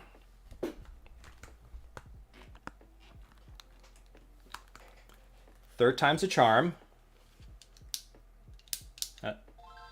Ha! That works. Y'all hear that, right? Alright.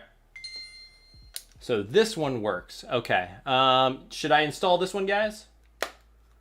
Or any one other, or any kind of trick y'all might know? Volume pot is bad. It could be. The potentiometer could be bad. No. Oh, drop. Okay, that's a good. Yeah, let's try that. Let's try that real quick. Cesar Rojas, thank you so much for the sub. Much appreciated. Okay. Well, let's go ahead and drop just a little bit of IPA onto that. So this is the volume slider right here. Maybe just give it a couple. But I feel like we should have heard crackling at the very least. I didn't hear anything.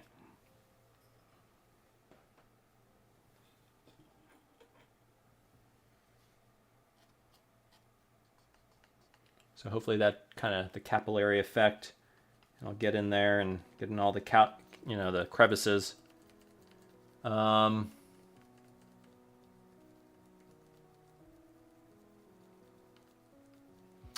and I could try another speaker. That's fair.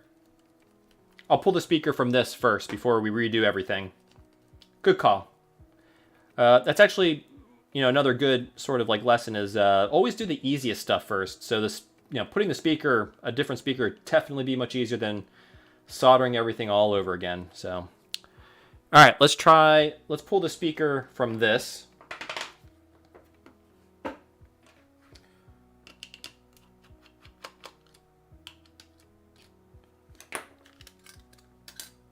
Since we know this, well, I mean, the speaker was never the problem. I mean, it worked before. But the motherboards have changed, so.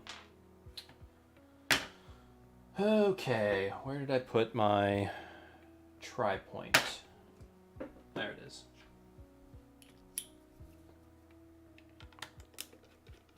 All right, so you guys can't see, but I'm basically disassembling this. And for this, I will be keeping all the screws because I'm going to be putting this back together.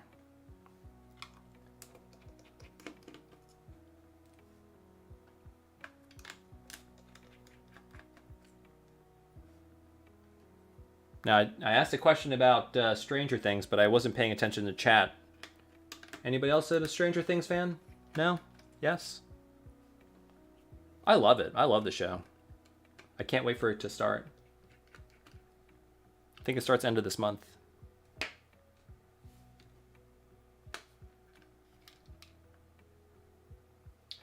All right, so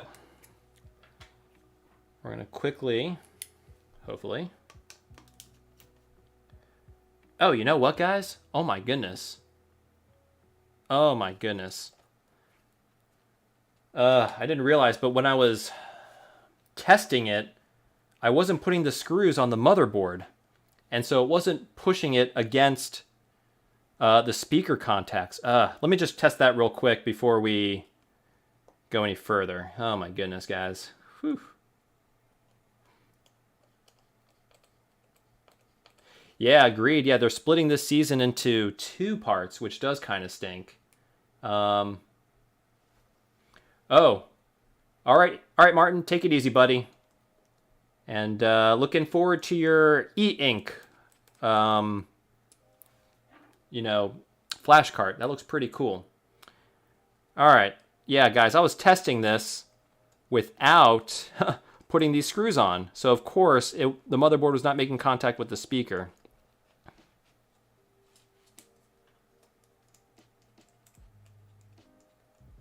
Let's see if we can... There we go. Let's try it one more time, please. Please, please, please. Now it should be making contact. I should have been doing that from the beginning. I can't believe I was not doing that.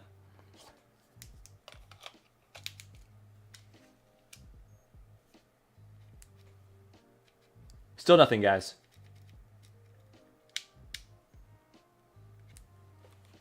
Not even a little bit. That is so weird. Let me just try putting a game in there just for the sake of it.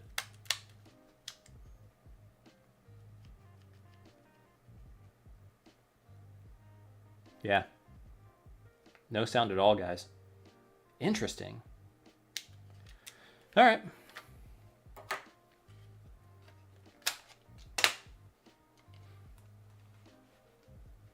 Hey, Jed. Thank you, man. Glad you like the videos.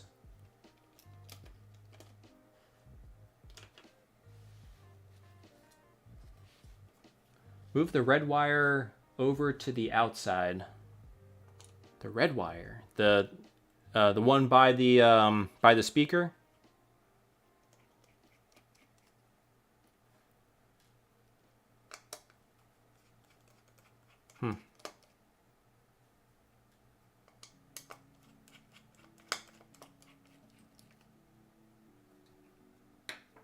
All right, so let me pull the speaker just so we can rule that out.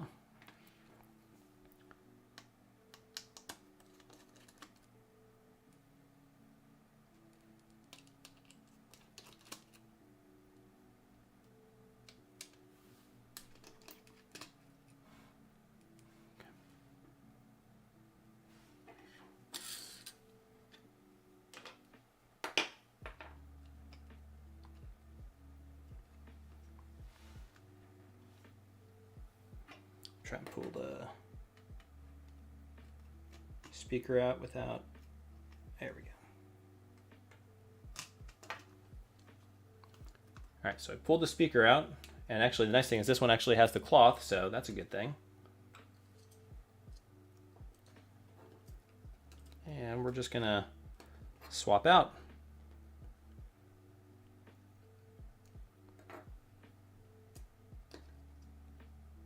Speaker does fit rather snugly in there, but it should come out. There we go. So we're going to put that one out. We're going to put this one in. Again, I'm going to do the same thing with the contacts. I'm assuming it's not going to, I mean, the other speaker was working. But hey, you never know. You never know.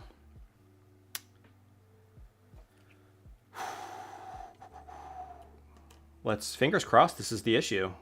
And I don't know, I forgot who made the comment, but then huge thank you to that person, because that would have saved a lot of trouble.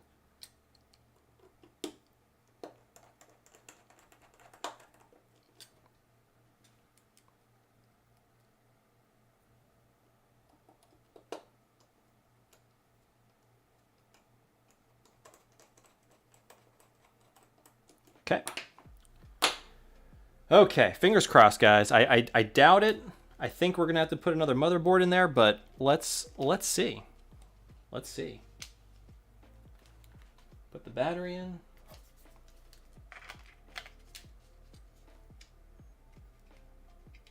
Nothing, guys.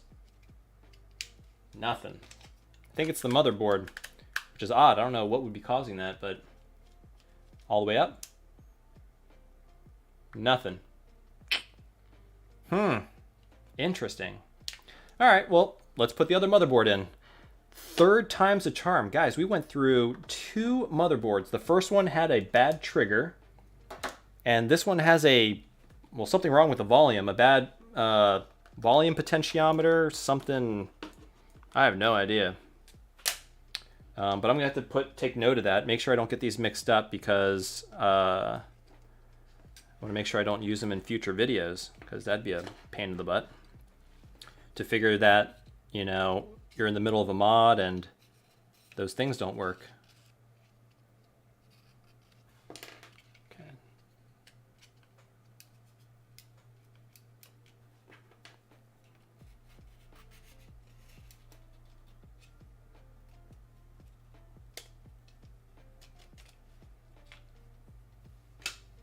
Okay. Christopher, thank you for the sub.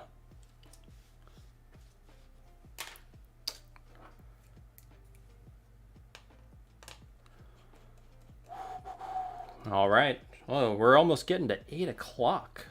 Whew, it's a school night. But we're gonna make sure we're gonna make sure this works before we're done. Before we're done here, we're gonna make sure this works.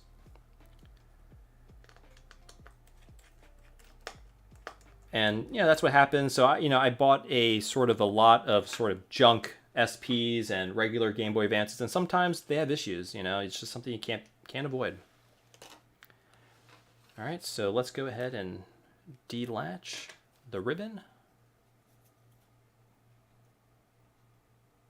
Just got to roll with the punches, you know.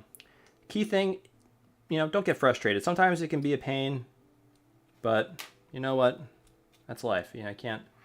Oop, turn my iron. Not everything goes smoothly.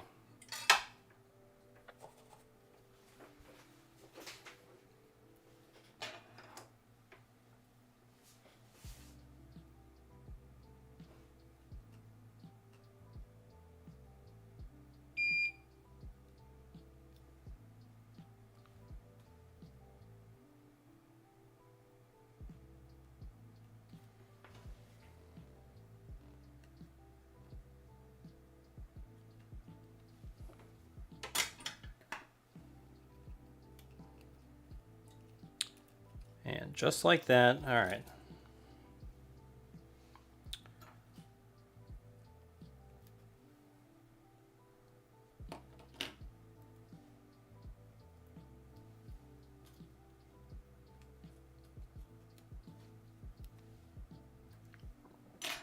Okay. 2 motherboards, each with their own issues. Let's grab this last motherboard and let us hope that this one is good.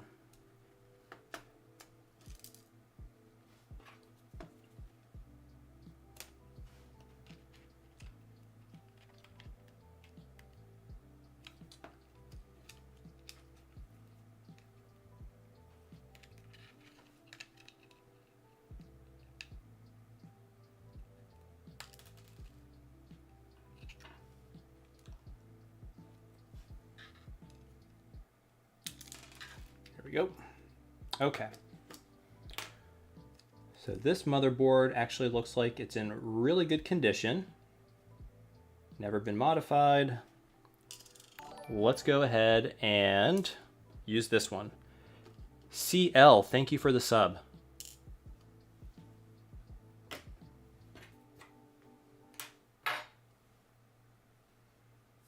Okay. Whew.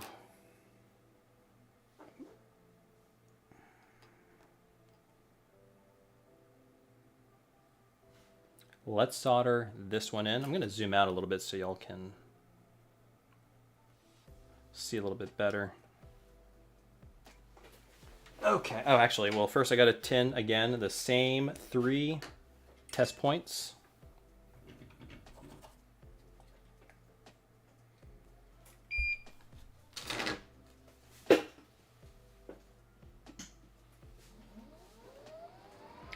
So it's TP2 for select, TP9, I believe, for the left trigger, and I'm not sure what this one is, but it's right next to the B logo. There's a B with a circle around it. All right, and then let's go ahead and solder these in.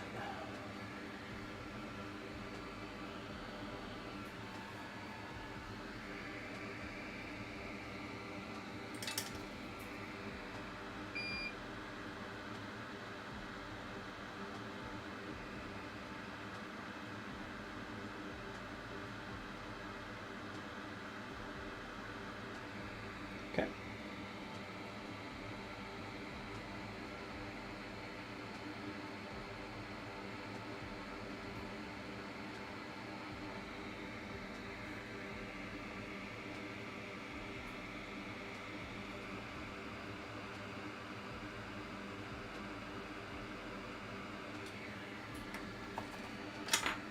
All right, so we made all of our connections again. Let's go ahead and connect top. We're just going to test this. First and foremost, we're just going to test it. Well, I guess I do need to do the wire management. Otherwise, it could get in the way of a one of the holes for the screws. Where's my spudger? There it is.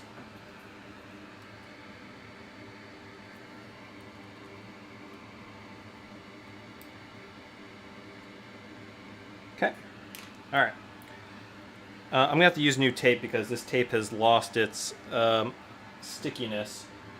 So let's grab some new tape. Right here. Okay, who thinks it's going to work this time? Who thinks it's going to work? I mean, really, third time's a charm.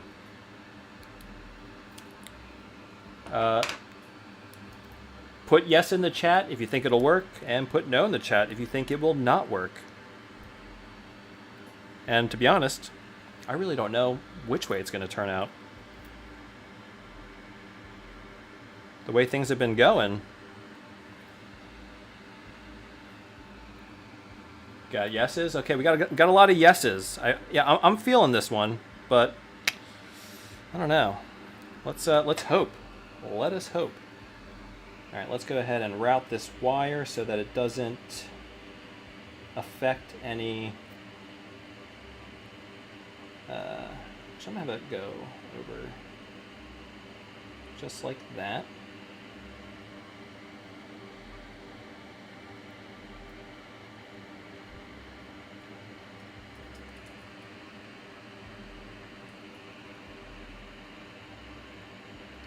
So that wire is like that.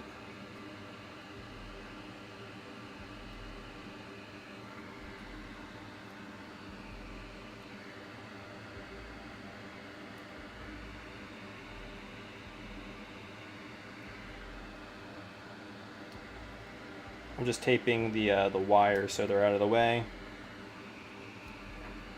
Oop.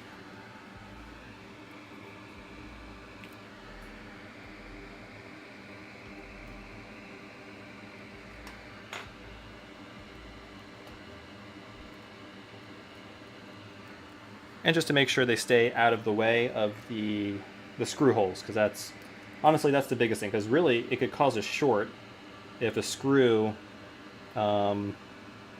sort of tears the shielding of the wire. So okay, let's give that a shot. Our speaker is in. Let's go ahead, put that in. Louis Estrada, thank you for the sub.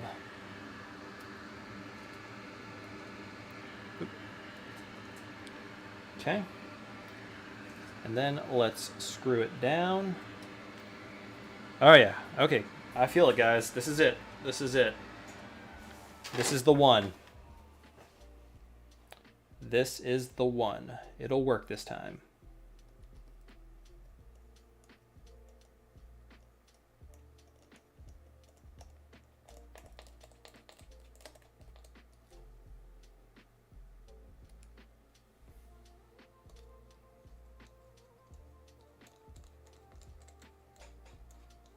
One thing is you do not want to cross thread, especially on aluminum.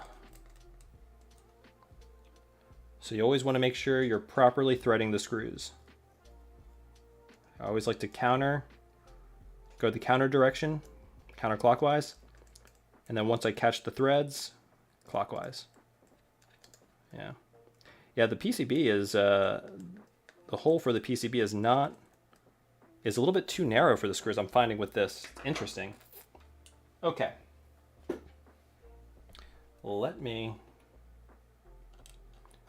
And again, power switch is off on both your shell down because you do not want to break the switch.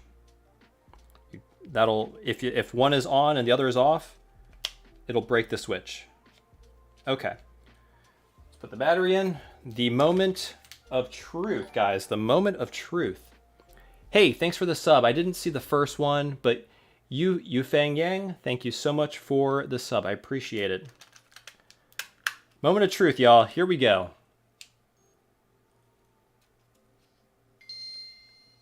Hey. Okay, well, we have sound. Do we have brightness control? And I think the best way to do that is to just do it without the thing in there, so we can just turn it on. And brightness control. Hey, it's working. Okay, finally. Now we can put it all together. Whew, I tell you guys, that was... So, this motherboard has a bad left trigger, and the audio on this board doesn't work. I don't know why, but good to know. All right, so we're gonna go ahead and we're gonna put... Like I said, man, this is really tight. It's such a tight fit. And that's just like a testament to the tolerances of the SLATE shell. Very tight tolerances. It almost just clicks into place, which is kind of nice, but all right. So what I'm going to do is I'm going to loosen these 3 screws. Okay, now I can finally turn off my iron. Not have to turn it back on again. Okay, I'm going to loosen these screws because we're going to put the top plate back on. And then we got to remember to tighten them again. Otherwise, you know, they won't make good contact with the speakers. Okay, so that's good. That's good. That's on there. Let's put the 2 screws to secure the top plate. 1. And 2. Again, do not over tighten. It just needs to be a little tight, just so everything stays in place.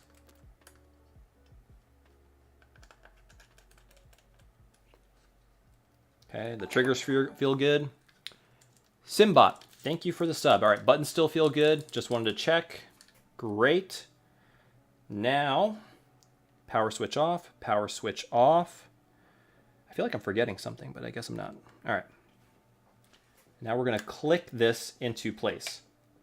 Remember, it really just, it clicks in, which isn't, okay. Do we get it? Okay, I think it's in.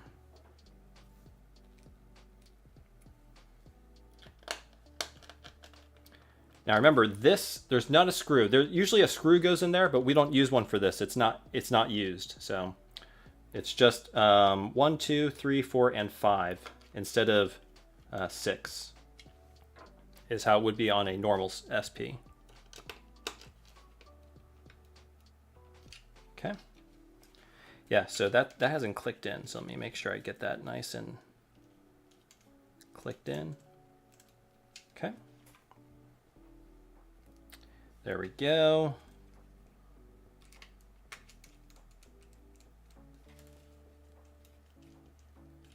And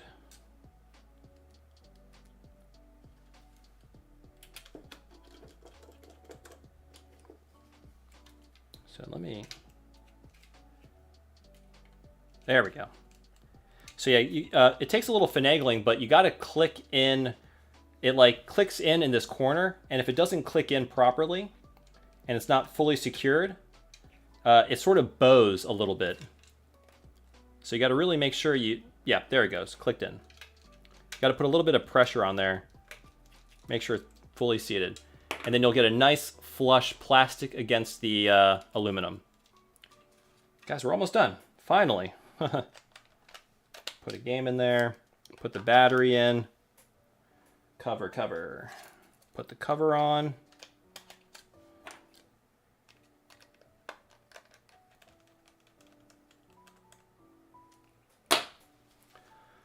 Okay. Wow. A little more challenging than we thought, right? There we go. Beautiful. Wow, look at that, guys. Okay. And then, of course, we got brightness control. Dim. Let me get, it's hard to see when there's a lot of action on. Okay, here you can see it. And then bright. Dim. Bright. Turn it like that. And we got sound, most importantly. All right. Okay, thank goodness. Now let me just clean up the workstation a little bit, and we can talk about the Slate. If any of y'all have questions, let me know. I'll do my best to answer it. Let me just move these screws out of the way. Battery. Scissors. All right, so.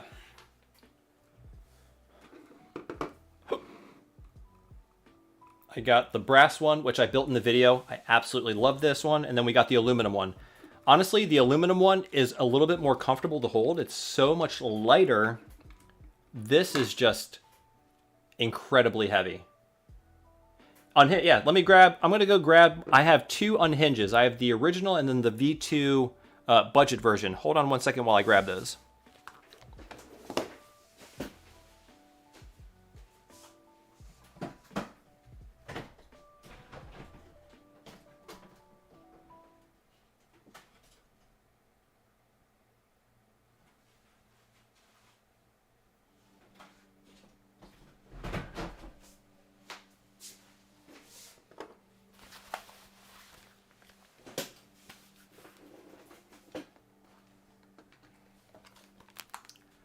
All right, so we got a lot of modified Game Boys here. So the two middle ones, obviously the Slate, and then the two ones on the ends are the unhinged. So, and I'm going to try and keep up with the chat to answer your questions, but the budget one, very similar to the Slate, uses the original plastic rear shell. Whereas the full-on original version has a metal, it's all solid metal, but it is thicker. So I'm going to go ahead, I'm going to try my best, and let me go ahead and let me do this. I'm going to turn them all on. Of course, some are going to be low battery, but so you all kind of. Oh yeah, and the other nice thing, at least with the Boxy Pixel, is the brightness button is still utilized, as you can see there. And but this one you have to do the button combos, and you can reduce the brightness. Okay, so sorry, I'm rambling. Let me listen to, or read rather, your questions. I'm just going to start from the bottom. I'm going to start with Gabriel. Gabriel. The Boxy has chamfered edges, and the Slates look more rounded. That is true. I just spilled water all over myself.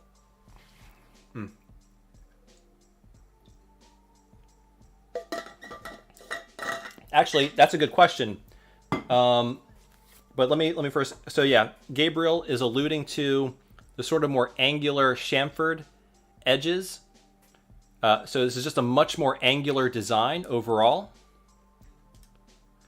Whereas the Slate is much rounded, so it's kind of a smoother design. Totally different. I mean, it's kind of cool that we have these options. It's kind of the more angular, and it's just kind of a more smooth version with the Slate. I'm gonna actually get the Analog Pocket because that's also kind of similar to this. I'll be right back.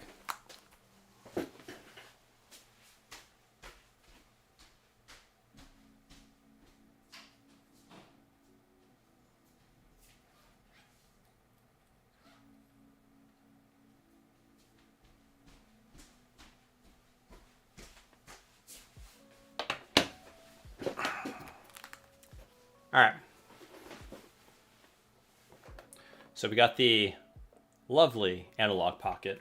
I like it. I know it's kind of a polarizing console, but my God, it's a behemoth. Look at that compared to all the other ones. Actually, it's kind of fun. I actually didn't. I probably should have brought the Analog Pocket into my other video. And what am I doing? Let me do this. See the size comparison here. We're getting a little bit of glare. Let me change that. There we go. Turn this on.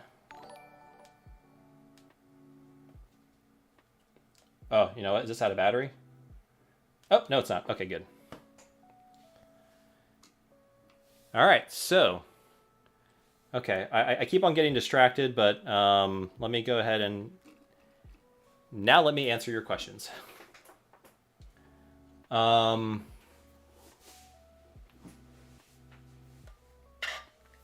gonna try and start, and if I didn't answer it, just ask it again, and it'll kind of go to the bottom.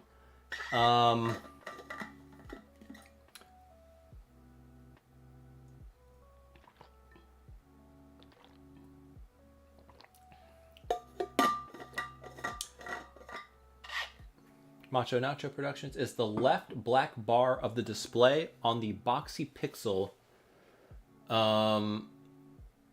Oh yeah, it's a little up. I see what you're saying.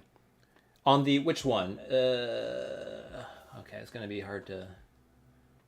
So Khalif Saladin is asking: is the black bar on the left of the display of the Boxy Pixel larger than the right? It does appear to be a little bit larger. The width of this black space here is a little bit more than here. And now this is the V2. This is the V2 shell. This is the newer one.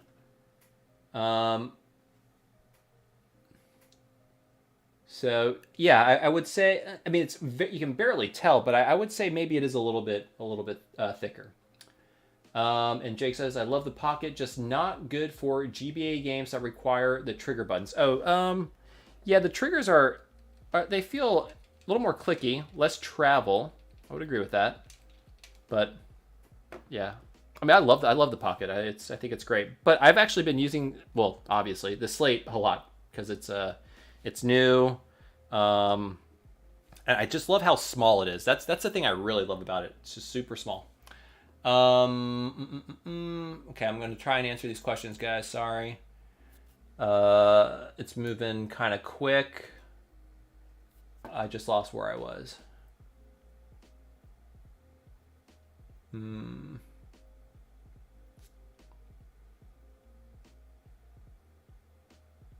How does the Slate compare to the unhinged? Well, I mean, there's quite a few differences. Like I said, the Slate doesn't have the button, but you still can control brightness. It's just through the triggers and the select button. The Slate is smaller. It's thinner. It reuses the rear shell. The original unhinged is full metal. It replaces the rear shell, but the Boxy Pixel unhinged version 2 budget version also reuses the rear shell, much like the Slate. I don't know off the top of my head, but the prices are different as well. The budget, I believe, is the cheapest of the bunch. However, with the Boxy Pixels, you have to use the proprietary Boxy Pixel metal buttons. That was a big, big difference. With the Slate, you have the option of reusing your original plastic buttons, which I like, or using the metal buttons, which I also like. I just kind of like the feel of the plastic a little bit better, at least for this application. Mark Watanabe, thank you for the sub. Appreciate it. The integrated light diffusion for the power and charging LED, I also like that. The Boxy Pixel ones do not include that, but you can buy a separate piece that does, I think, fit in here. But those are kind of the big difference. The other big, huge difference is the Boxy Pixel kits can use your standard SP IPS kits. For the Slate, you will need to buy the custom screen that they sell at Retro Game Repair Shop, or you can actually make your own. Of course, that's going to be a little bit more difficult. You can just basically buy a lens, and then you could fit a non-laminated SP IPS screen in the back. Again, it won't be laminated if you do it yourself, but I guess you could laminate it yourself, but that'll probably be even more challenging. But you could buy a separate DMG. Well, it has to be a custom. I think Bluish Squirrel sells them, but as you can see, it's obviously custom because it has to have a much narrower border. And then I think Bluish Squirrel is the one that sells it. I might be misquoting that. Makho can correct me. I don't know if he's still here, but then you got to put a IPS screen. Anyway, okay, I spent a lot of time on that. I think those are most of the differences. Let's see here, and I apologize, guys. The questions keep coming, and I'm going to try my best to answer the ones that I see. Let's see. How do I subscribe? It seems you're streaming on something other. No, this is YouTube. I'm on YouTube right now. I only stream. I don't do Twitch or anything. Keep it simple. But it's YouTube. This is I'm streaming on my YouTube channel, so you can just subscribe there. Octopus Primate, if you wish. Let's see here. Questions. Any more questions? Justin Brigman, thanks for the sub. Zarafob is asking, hi Tito, any chance of giving the Slate USB-C? If yes, could you make a tutorial? All my mods have USB-C and not having to carry... Yeah, that would be practical. So I remember there was a kit that you could buy that replaces the charge connector with a USB one, and then you could kind of have like a 3D printed spacer that fits around it and makes it look nice. And I don't know who makes that kit. I remember seeing that. But I don't know if someone maybe in chat could, if they remember where that there. You can put a USB-C charger in place of the. Tito, I just sent something. Oh, okay. So Makho sent me something on Discord about it. Yeah, I mean, I don't know if I'd make a video. Yeah, Makho, I'll check that out later for sure. But yeah, there is a mod that replaces this port with a USB-C, so it is possible. Absolutely. And I don't know. I mean, I might make a video on it. It's just typically with my videos, I like to, if I'm doing like a Game Boy, for example, I like to have sort of a substantial mod. USB-C isn't such a substantial mod, but I could do it alongside another mod. So Makho is saying USB-C is a thing, but there are caveats. I'm assuming the caveats are maybe there's probably no more headphone, or you're giving up headphone compatibility, but you're able to charge. Maybe, I don't know. But I'll check that out, Makho. Thank you for sending that. I'll definitely check it out.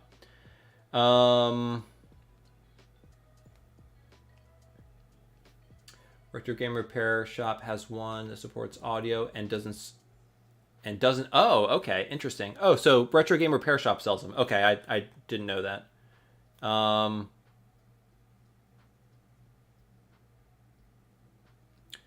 Let's see. The cable won't fit. It will hit. Oh, no. The cables fit. No, the cables fit. Let me show you.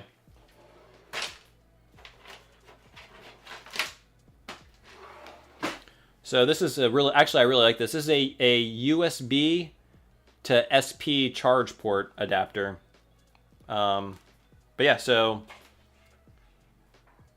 right there, and actually you can even see there's like an indent, so it does fit. And all you do is just pull up, make sure I get it oriented correctly. You just plug it in. There it is. See? Fits, and there's even some space left. Well, maybe not, but it does fit. See? Oh yeah. Oh yeah. That's a good point, Mako. That's the other kind of really cool thing is, you know, they could have just made this flat, but they decided to make a taper, and you can kind of notice it. Let me see if I can get the camera to focus on my hands.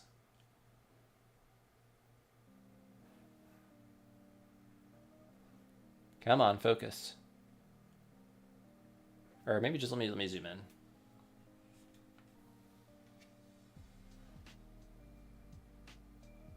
I don't know, it's not doing it.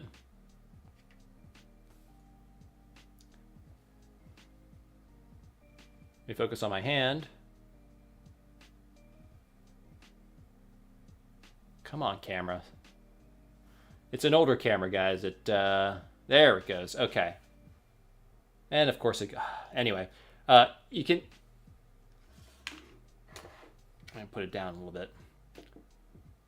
So you can see right here, there's a taper, and it gets thinner towards the bottom, so it just kind of feels really, really nice in the hands. It's subtle. It's subtle. I mean, it's not like life-changing, but it is I think it's a really cool design choice. You know, it's like thinner. You can see it right here. It's thinner on the bottom than it is on the top. Whereas the Boxy Pixel is flat, which is, you know, I mean, it's a matter of preference and taste. I mean, this also looks very cool. I do like the angular look of this. This is very nice as well. But, you know, it's two different design languages, and I think they both, in their own right, are fine. And I do really like that. It's just kind of like a small touch that, you know, not needed, but nice that it was included.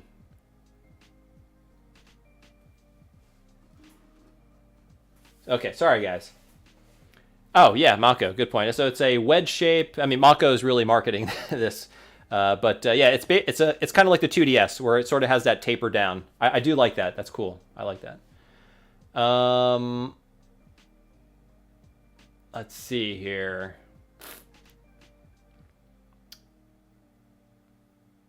Which is my favorite? Yeah, guys, that's a tough one. You know, I don't like to choose favorites. Honestly, again, like I said, it's a preference thing.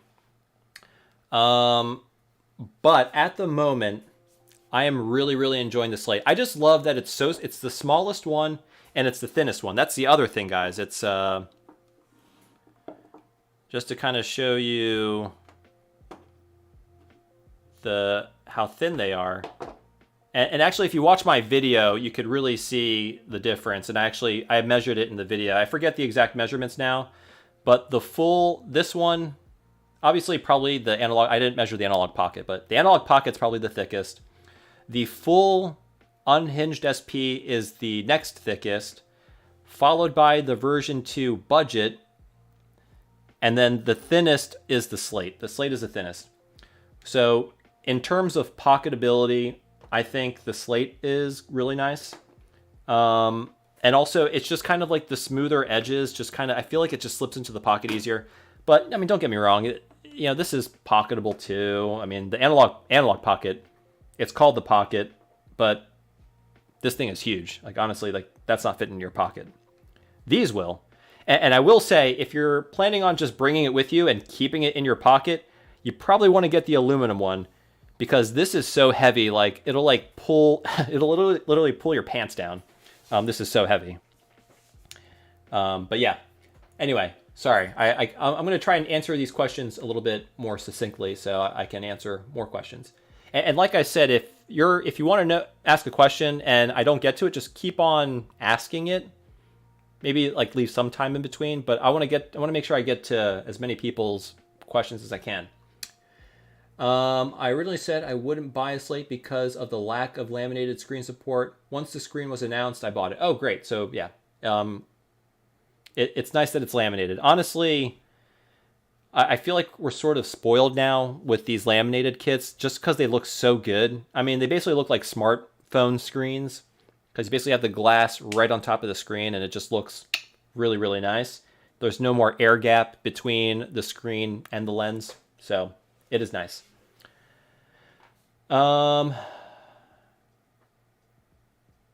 Mako. Good. Yeah, Mako is saying basically he had to constantly adjust his pants because of he had two brass slates in his pocket, and these things are ungodly heavy. Brass is just a very dense, heavy metal. Hey Tito, was wondering about the GBA expansion kit for wireless charging. Not the thick boy, but the slimmer one. Okay. Any chance you would make that one again? But so I believe if you Kyle Brinkeroff actually I think sells that on his Shapeways. He has a Shapeways page. Or Adrian, what I would do is I would reach out to Kyle on Instagram. His Instagram handle is Brinkeroff Technology. I forget the. Hey, thanks for the sub. It's a long digit of numbers. Brinkeroff. Let me see if I can find him. But I would follow him and ask him because I think he does sell that shell, so you can buy it, and Shapeways will make it for you. I'm not sure if he open sourced that design though, but I would check that out. Let me look up his Instagram real quick.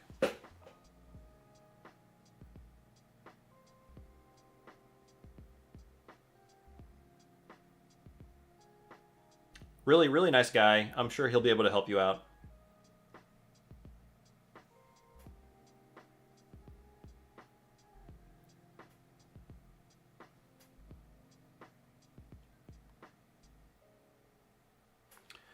It's Brinkeroff_systems. Brinkeroff_systems. And I would check with him. Okay. Gabriel's asking, they are smartphone screens. Yes. Yeah. I don't know. At least that's kind of what I think of them. You know, they kind of remind me of like a smartphone screen. Which is true, because yeah, they came from Blackberries, right? But that's just the LCD panel. They didn't come laminated, so.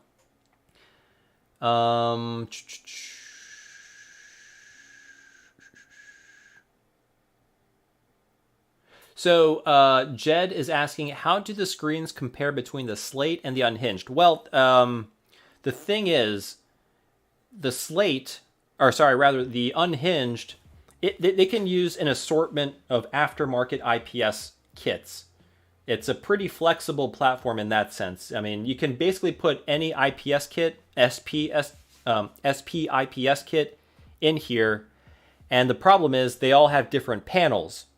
Some are South Korean, like the LG ones, which are really, really good. Some are the ones that come from China, which are also very good, but they have different sort of color temperatures. In my opinion, they're all great. I mean, they all have very similar quality. I find the main differences, and you can kind of see it here, are the color temperatures. And Mako was kind of mentioning it in the chat. I believe, and I don't know if mine is this way, but the ones that they're going to be using are going to be using LG panels, which are very high quality. South Korean, everybody knows LG, so very big South Korean company, makes a ton of electronics. But yeah.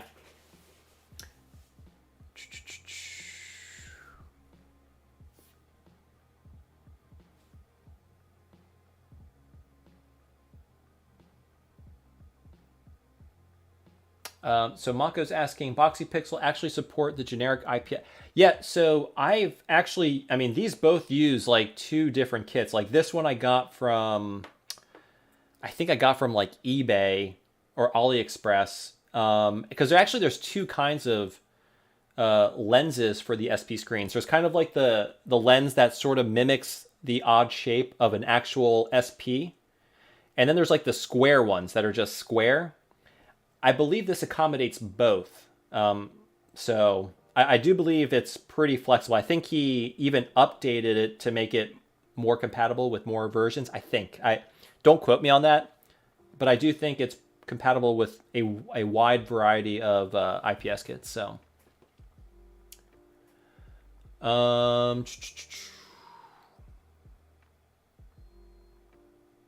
and again, for those just joining, if you have a question about any of these kits, you know, ask it in there. Makho is answering a bunch of questions. I'll try to answer some that I can answer. And if I don't get to it, or if it gets all the way up in the chat, just ask it again, and I'll try to address it. Stoned Edge does a lot of great projects. I would definitely check him out on Twitter and probably Instagram. But Stoned Edge he has a really cool kit coming out.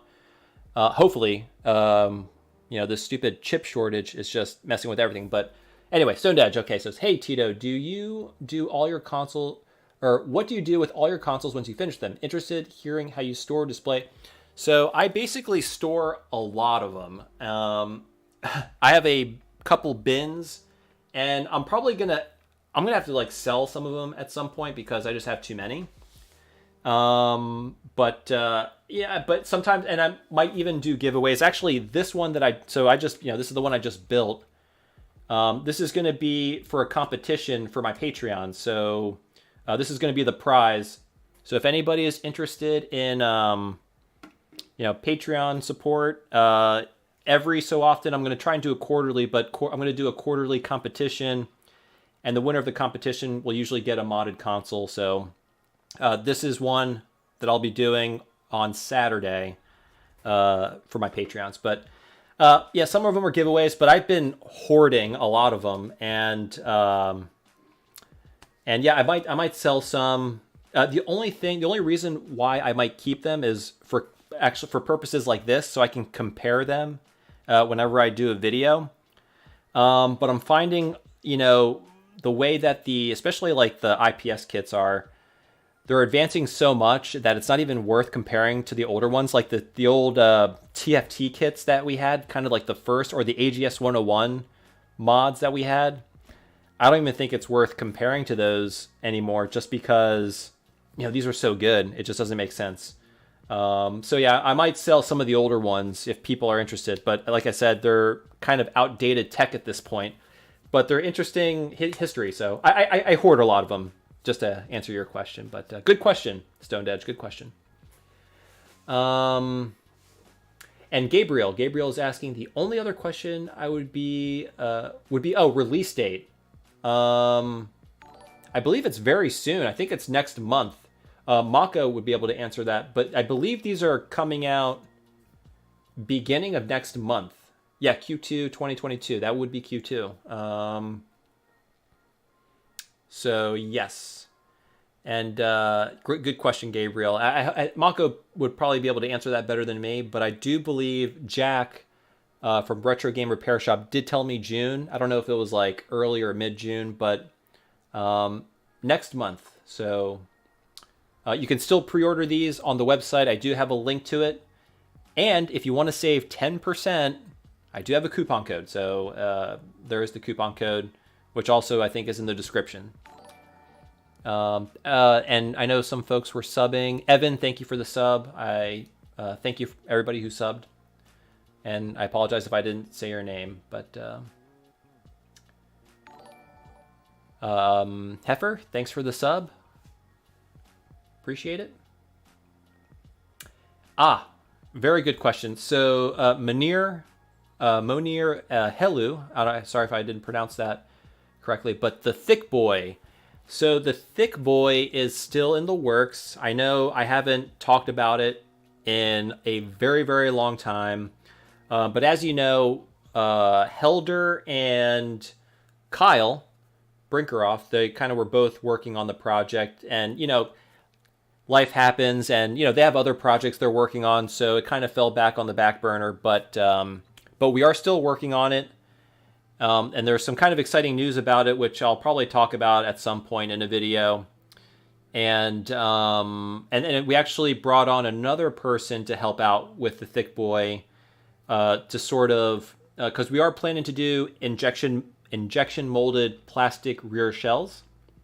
And so we had to have a person kind of come in and look at the design of the rear shell and make sure it works for injection molding. And because you can't just take any old design that you make up in CAD. And so yeah, updates will come, I'm hoping, in the next couple of months. But like I said, everybody's busy with stuff. A lot of this is kind of just a passion project, so it's no big rush on it, but it is still alive. It's just kind of been put on the back burner. And I apologize. I'll probably bring it up at some point. But good question.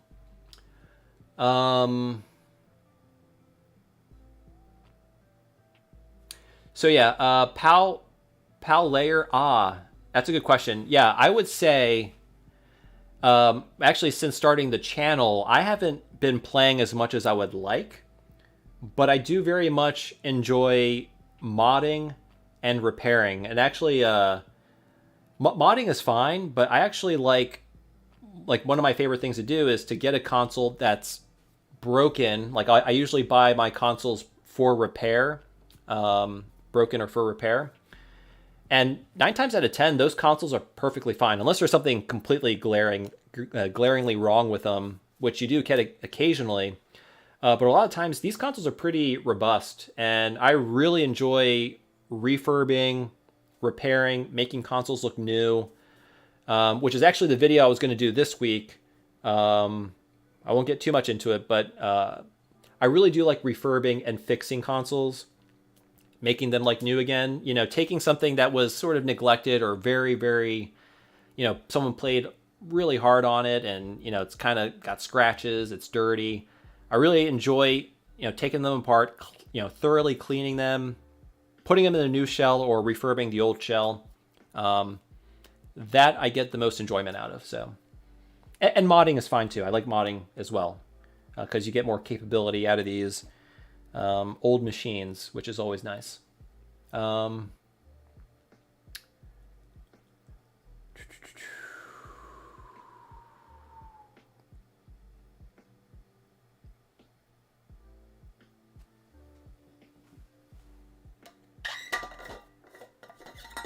Oh, and Nathan DeMoss brings up a very good point. Yeah, so where would I sell these? I think I would, if I would plan on selling these, I would do it maybe on my website, which I don't know if any of you guys know, but I did start a website, a web store, and a website, which has articles on it. Again, I have that linked in the video description if you want to check it out. But if I were to sell these, I would either do it on the website or... I don't know if a lot of you have heard of this service. It's called Whatnot. And Bob actually had me on. He did a Whatnot maybe like a month ago, and he had me on it and actually had a couple things to sell on it, and he kind of sold them for me. And it was actually a lot of fun. It's very interactive. It's kind of like this. And, you can kind of show the product you're selling. People can ask questions about it, and people bid on it live. I think it's a really kind of innovative platform, and I really like it. It's kind of like a live auction almost, as opposed to like eBay where you just make a listing that's up for a couple days. No, these auctions happen live, and I think it's a lot of fun. So I would either do it on Whatnot or I would put it on my website. Haven't really decided yet.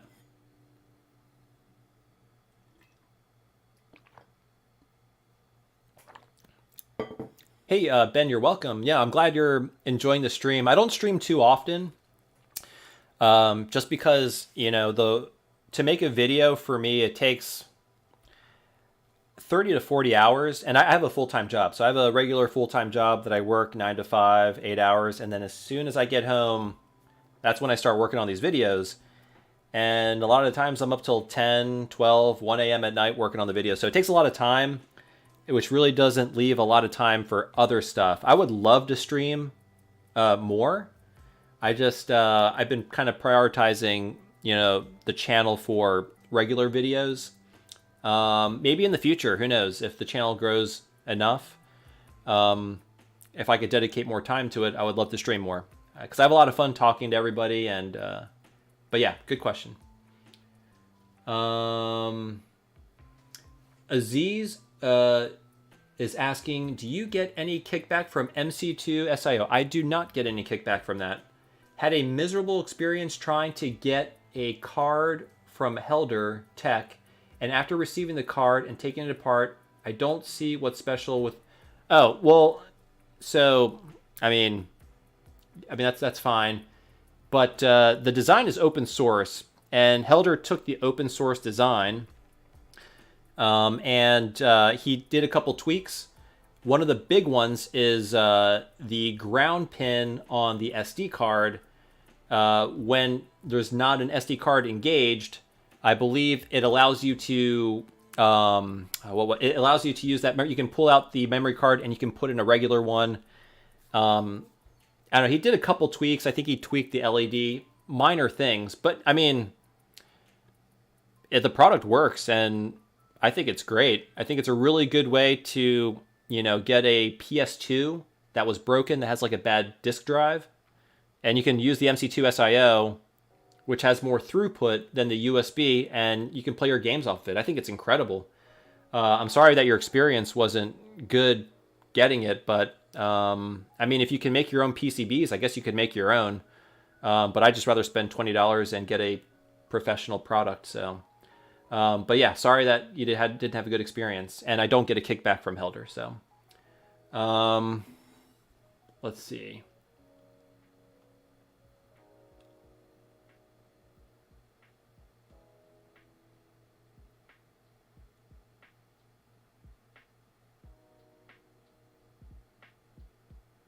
And Monir is asking what I do as a day job. I get asked this quite a bit during my live streams. I do cost analysis. I'm a cost estimator. I basically tell folks how much something will cost over the life cycle of said product. So, but yeah, kind of a boring day job. I do enjoy modding video game consoles, repairing video game consoles, and making videos, actually, quite a bit more. Making videos is sort of my passion. That's another hobby of mine that I really, really love.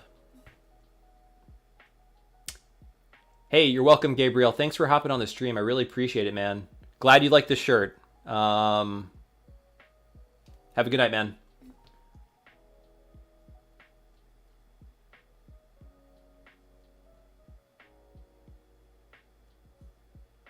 Glad you're enjoying the stream, Jed.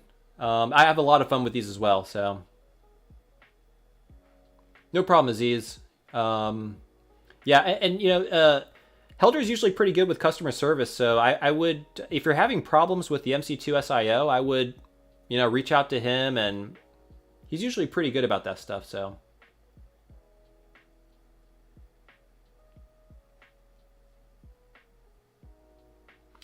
And so just, hey Tito, what handheld do you find taking with you the most when you're on the go, and why? Must be hard to choose with all the boxes of consoles. That's a good question. I haven't been out in a while, but really, if I am taking something with me, it's usually my Switch Lite, to be honest. I haven't taken the... Also, I'm not really going out much. I spend a lot of time at home anyway.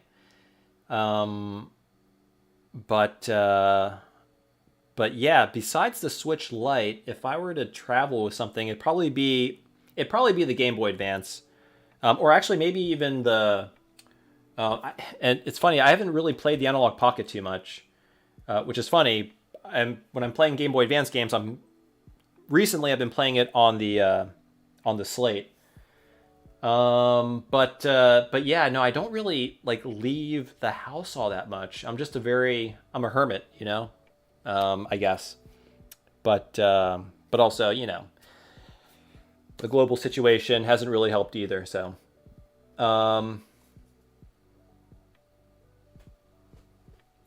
let's see here.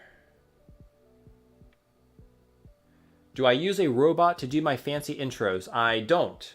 I just use a spinning platter, green screen, and keyframing in post is how I do that effect. But yeah, it's movie magic. It's actually quite simple. But I mean, it's simple once you've done it a few times. But it looks fancy. But in all honesty, it's if you saw how I do it, you'd be like, oh wow, that's kind of simple.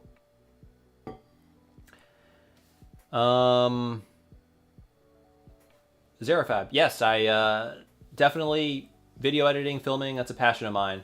Recommendations for new YouTube creators who don't know much about editing.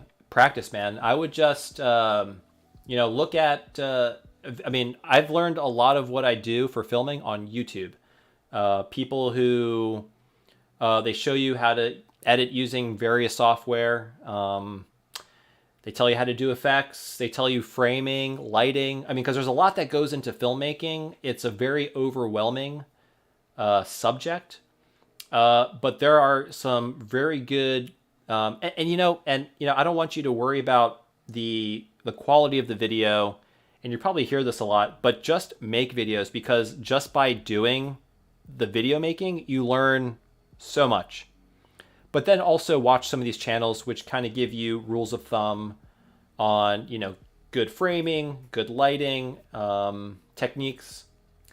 But because, filmmaking can be a very overwhelming subject. There's a lot that kind of goes into it. But the key thing is to don't worry too much about the details and just make the videos. Because I mean, even with my channel, even before I started the channel, I had some experience with filmmaking. It's just always been a hobby of mine. It's never been a job. I didn't study it in school. It's just a kind of a passion I learned on the side. Kind of going back to when I was a kid, making funny videos with my friends and trying to make movies. And I remember even in like middle school, we would ask our teacher, hey, instead of a paper, like if it was a group project, instead of a paper or presentation, could we make a video? It's just a learning process, and you kind of learn a lot by doing. But anyway, sorry for the long-winded answer. Hey, and Nathan, yeah, I can't wait for Saturday too. So, yep, it'll be great.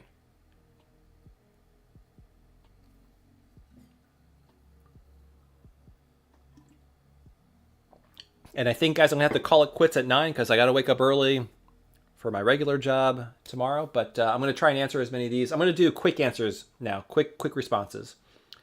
Do you know someone or somewhere that I can send my 2DS XL to? The joystick only goes up and down. The new joystick didn't fix it. Okay. That's a tough one. I think for console repairs like that, there's some really good folks on Instagram, many of which their names are escaping me. I would just check out some guys on Instagram, which I don't even know how you would search for it. J-Boy Mods comes to mind, but he does mostly Game Boy Advances. I don't know if he does 2DSs or 3DSs. So sorry, I don't know. That's a tough one. Can you make a Nintendo out of balloons? I'm sure anything is possible. I'm sure that's somebody can do that. I don't know if I could do it, but I'm sure somebody could. Do you think we will see OLED screen replacements for portables? Do you know of... okay, well, these questions are... do you know of any in the pipeline? So I don't know any in the pipeline. Honestly, that would seem like the logical progression. But again, you would need screens that were already sort of in production with that have been stockpiled, that sort of have a frame that could fit. And then you got to worry about so I don't know. It depends if there's any good candidates, because making a custom OLED screen is probably not feasible. And I don't know if there's any already existing OLED screens that would fit in a Game Boy Advance. I'm sure if there was, we probably would have seen one already, but I don't know. I wouldn't say it's not possible, but I would say maybe unlikely. Okay. What's your experience buying systems for parts broken for your projects? I would like to mod a Game Boy Color, but local pricing is kind of high. Especially with Game Boy Game Boy Colors. The only thing I would be wary of is corrosion in the battery compartment from leaky alkaline batteries. If it doesn't have that problem and the contacts look clean, I would say, unless there's like very obvious water damage, 9 times out of 10, Game Boy Advances just work. It's just a matter of like taking a game cartridge, inserting it, and removing it like a few times to kind of clean those contacts for the cartridge, or cleaning the power switch. Power switch can get oxidized and not make good contact. Nintendo handhelds before the DS, I think they're pretty robust. So like, difficult to break. But it's always a gamble. I'm not trying to tell you to just buy a whole bunch of junk Game Boy Advances, but look at the pictures, and especially in a Game Boy Color, look at the battery contacts, and that'll kind of tell you how good a condition or not. But all right, Phenonymous, I will see you later, buddy. Thanks for joining the stream. And Border's asking, would you work full-time making videos if given an opportunity? I would say if the compensation was right, absolutely. 100%, I would. Sorry if it's been asked already. Have you been following the Aya Neo OLED at all? I have. A lot of people talk about it. I've done a few emulator console like videos. They don't typically do well on my channel, mostly because I focus on like actual hardware. I think emulation handhelds are great, and they've come a long way. The Aya Neo looks awesome. The Steam Deck looks awesome. I put a pre-order in, but I don't think I'm going to get one anytime soon. But there's other great channels that look at those. But I don't go out of my way to purchase those. But they're nice. I do think they're nice. I have a couple of the Ambernic handhelds. Actually, they just sent me their new one, which I have to look at. I don't know when I'm going to make a video for that because I have so many videos that I have lined up. But yeah, no, I have the new Ambernic. I forget what it's called, but I do need to look at that. But yeah. All right. Raceroni, I will see you later. Thanks for joining the stream.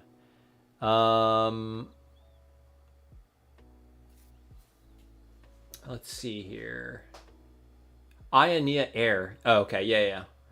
I've lost track of all those. There's so many now. Yeah, the Aya Neo, Steam Deck, Ambernic devices. I think there was another one too that was the Kickstarter one. I forget.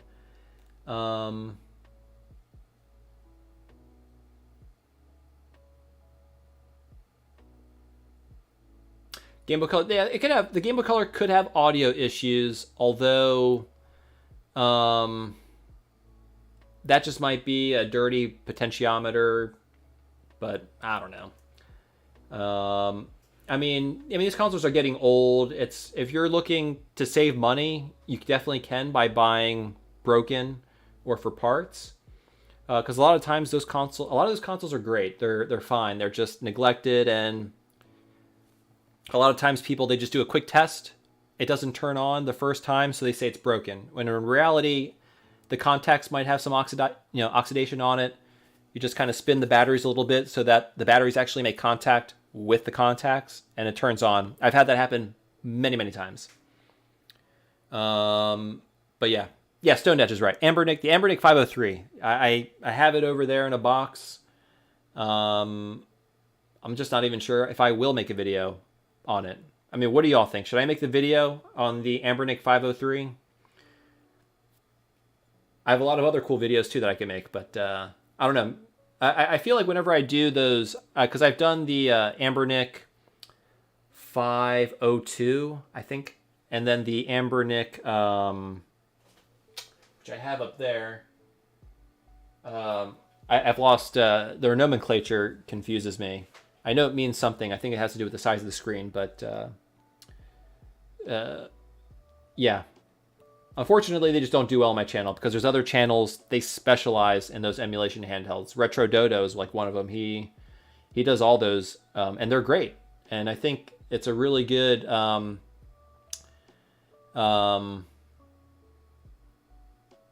it's a good genre of videos, and I think there's a lot of, and honestly, like, I forgot who asked the question, but these are getting expensive, and these emulators are a great way to experience retro games. And honestly, who knows, at some point, original hardware just may be so out of reach because, these prices are ridiculous. So I do think emulators are great. FPGA based consoles, I think we'll see more of. Those are fantastic. But yeah.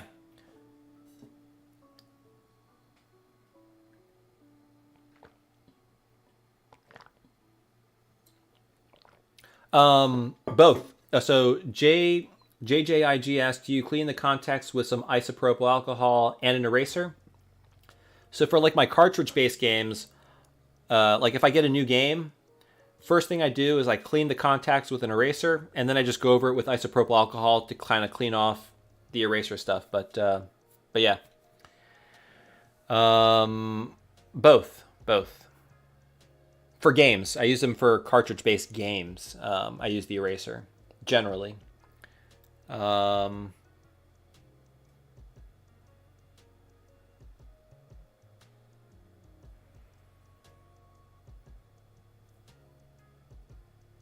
So the Retro Pocket 3, I really don't know what that is. I'm really out of touch with the emulation scene. I'm assuming that's a emulation device. The Retro Pocket 3. Yeah, I don't know. Sorry, Tony.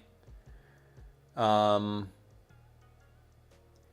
so membranes, I always clean the membranes because they're usually pretty nasty.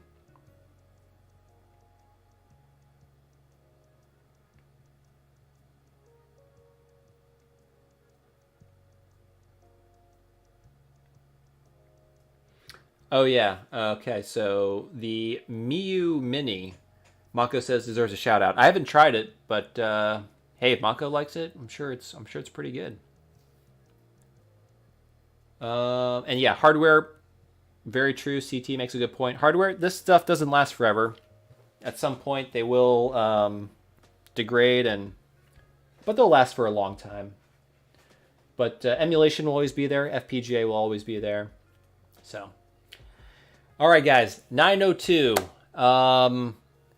It's almost bedtime for me, so I will. I'll talk to you guys later. I'll try and do more live streams. I mean, you guys seem to really enjoy them. I enjoy doing them as well. So maybe I'll do something like maybe quarterly. I'll skip a video and do a live stream. I mean, how does that sound? I kind of played around with that idea.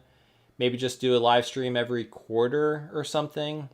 Because the thing is, like, I have so many videos to do, I can't, like, sacrifice too many days for streaming. Or I would feel bad because, like, a lot of so many mods out there. So many, smart people out there making these mods. It's incredible. Yeah. I do want to do more live stream. I mean, I think if I did, like, maybe 10 a year, I could probably swing 10 a year. I think one a month would be too much because that would literally be only 3 videos a month. And I don't know. I mean, think in a year. Anyway, I'll think about it. But yeah, I'll try to do more streams. And I mean, the one thing I do want to do more streams are, because I feel bad, are for the Patreons at least, because they support the channel, and I'd like to do more live streams for them. I'm actually doing one Saturday.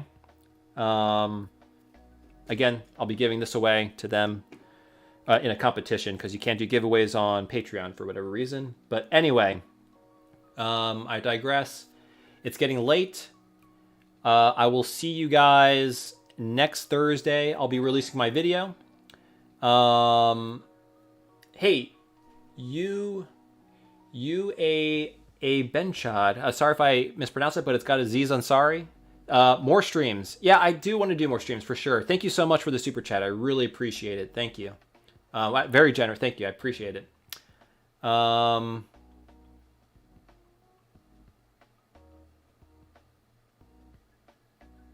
right. Yeah, thanks, Xerofob. Thank you so much. I appreciate it, man. Yeah, thank you so much, guys. I hope you all have a good night. Thank you for joining in. DJ Universe, what's up, Tito? I've been watching your content for some months ago, and someday I'm going to do stuff you do. All right, hey, man. All it takes is practice. You can do it. Matt, everybody, John, J2, Tony, Xerofob, UA Benshad. I'm sorry, I'm probably not pronounced that. But everybody, have a good night. Appreciate all you guys joining the stream. And I hope you guys enjoy next week's video. I had a lot of fun doing it, so it should be a good one. But all right. Have a good night, guys. Talk to you later.